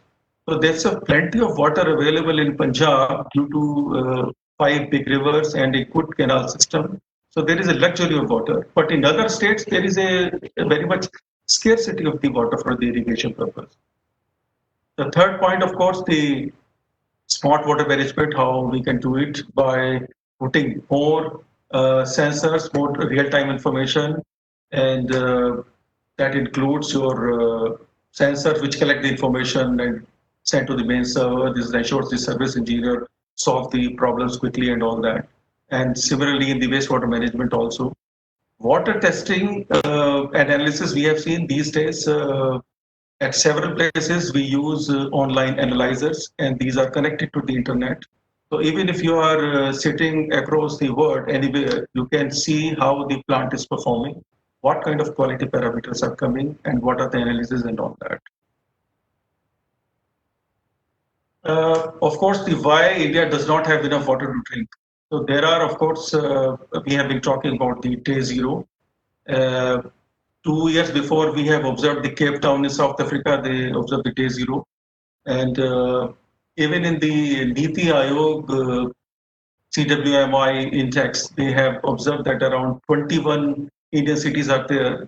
They are at the risk of day zero. That includes the major towns like Bangalore, Chennai, Delhi, Hyderabad, etc. So one is the line that India is surplus in water, but it is facing the water crisis. So I will explain in the 5 bullet points. One is of course the overexploitation of the groundwater, and in the morning itself, the secretaries have covered majorly to that one. Majority of the groundwater is extracted by the farmers for the irrigation purpose, and we have literally very liberal or literally no rules of that, and it is literally free of cost water on that. So this is an area of concern, and due to that, the groundwater table has depleted or has gone very deep into that. So this is the area we need to look into that. Second point is the unequal distribution and availability. Somewhere where the source of water is available, we supply more. In other the water level even in the cities as low as 40 to 50 LPCD. The third point is the wastage of water. As I think a couple of earlier panelists have spoken about that, including Mr. Secretary, that our total drinking water demand is 3,000 BCM, but we receive the rainfall of 4,000 BCM. Of course, the evaporation and considering other things and all that. But even then, after considering all things, we are in a position to store only 10% of the water. So certainly, this is the area which needs the immediate attention. And Professor Sitaram also mentioned, and I like his punchline that water is running out of India. It's really running out of India because it is flowing without any check, and it is finally meeting the sea and ocean, and certainly then it is no more available. So laws of regulating the groundwater is very, very weak. It needs to be strengthened, and over a period of time, we have lost wetlands, water bodies, and almost every city and village we have lost the wetlands and water bodies. This is the area of concern. That's the reason we are having water surplus, but still we are water scarce. The possible solutions, of course, the very, very important point is the water pricing. Water tariff in India is very, very low due to social and political reasons. Majority of the Class B and Class C cities are having a flat system of tariff. They just pay 50 to 100 rupees per month. My observation is that people pay electricity bills, people pay your mobile phone bills, but when it comes to the paying the water charges, so there is a reluctance, and probably this is the area, a very serious area, is concerned. And I personally believe that any asset or any system which is not self-sustaining, it is not generating its own revenue, it is certainly bound to fail, and it will have a lot of long-term consequences on that. And once people get used to that, but it's a free supply or it's a very cheap supply, then it is more abuse. Water cycling is another area. It's at the initial stages in the Indian market, and I think it must be made mandatory that, especially for the industry, those who are throwing the water, so they must put up the plants and they must reuse the plant. This is Ashish. Sorry to interrupt. I would request you to wrap it up within the next 1 minute or so, because we have all the speakers asking to take a leave. Okay, I'll just finish in a minute or so. Sorry about that. No problem. So I think one of the important point here is the third bullet. The industries, there must be a mandatory system of purchasing the recycled water within the 50-kilometer radius if the sewage treated water is available. And of course, the water storage capacity we need to increase by different methods. I think I will not spend time on that. And one important point is how COVID-19 might help us in fight against the climate change. So we have observed that entire world has sort of united and taking the knowledge sharing with each other, how this is happening, it's a global problem. And similarly, we have been talking for several years about the climate change, but nothing much has been happening on that. So there could be a shift due to this COVID-19 emergency, and it could be some 5 points on that. One is the rethinking of the risk. So probably water could be taken very seriously, and it could be added as one of the primary risks. Second is listen to the global perspective, what's happening around the world. So we need not to invent the wheel on that. Make people the top priority. Trust experts. Whatever research and new developments have happened, so we need to be looking into that, and to make a cultural shift in that. And of course, I will not spend time due to the two success stories. We have one Agra 144 MLD state-of-the-art plant, which is drawing water, taking water from the Yamuna. Yamuna water is as bad as the sewage water. And then this particular water is converted to the potable water by using technology like MBBR and the ultrafiltration. Currently, 40% of the Agra town population is scattered through this particular plant. We have been operating this plant for the last 4 years. Second is what Mr. Secretary has mentioned in the morning, like the HAM project. We are the concessionaire for the Mathura Hybrid Energy Model project, which is under the one city, one operator, where total capacity we have to build for 67 MLT. And interesting part here is that treated sewage after the tertiary treatment plant, it will be sold to the IOCL refinery in Mathura. And the UP Jal Nigam will get a revenue out of this treated sewage. It's around 6.35 crore per year. So this is certainly one of the new area which is relatively underexplored, how to generate revenue out of the treated sewage. I think there is a huge amount of opportunity in terms of the looking in a very different way as far as the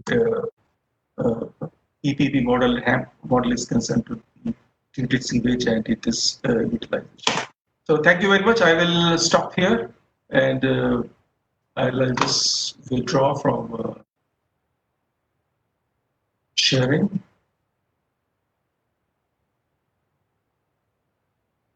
So thank you very much.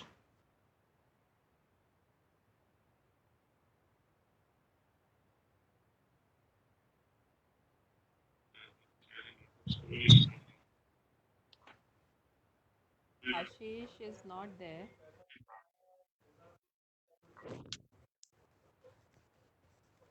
Ashish, you're there?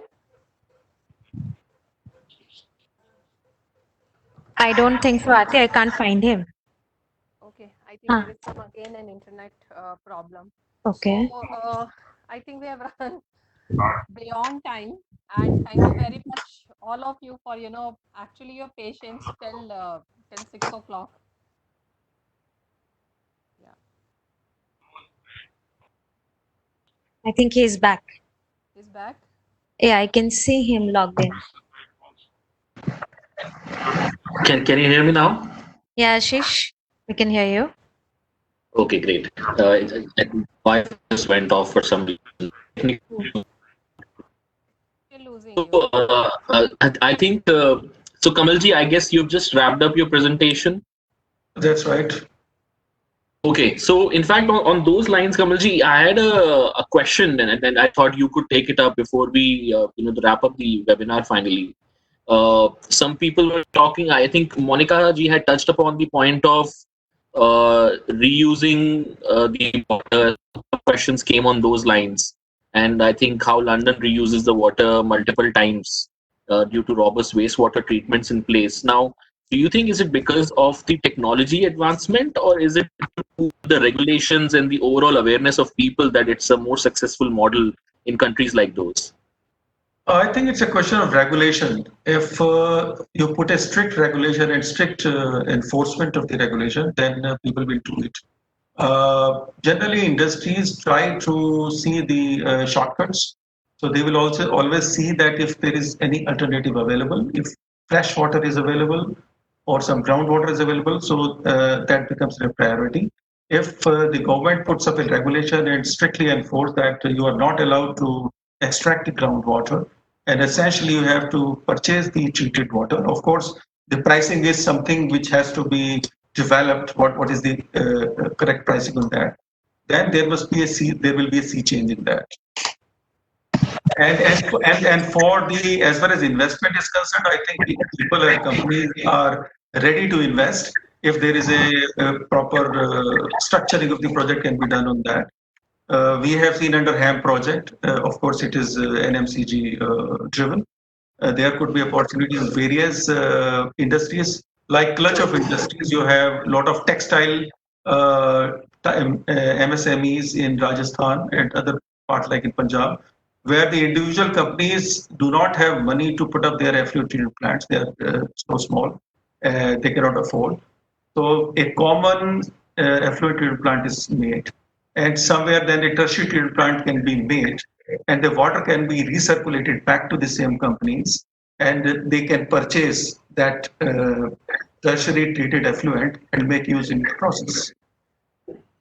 Definitely, I think also the regulatory bodies like CPCB have a very important role to play here, because while all these policies and laws exist, and I think enforcement and adherence to those is still a big issue. This is based on some recent examples where we have seen that the industries do not comply neither to the directions nor to the deadlines.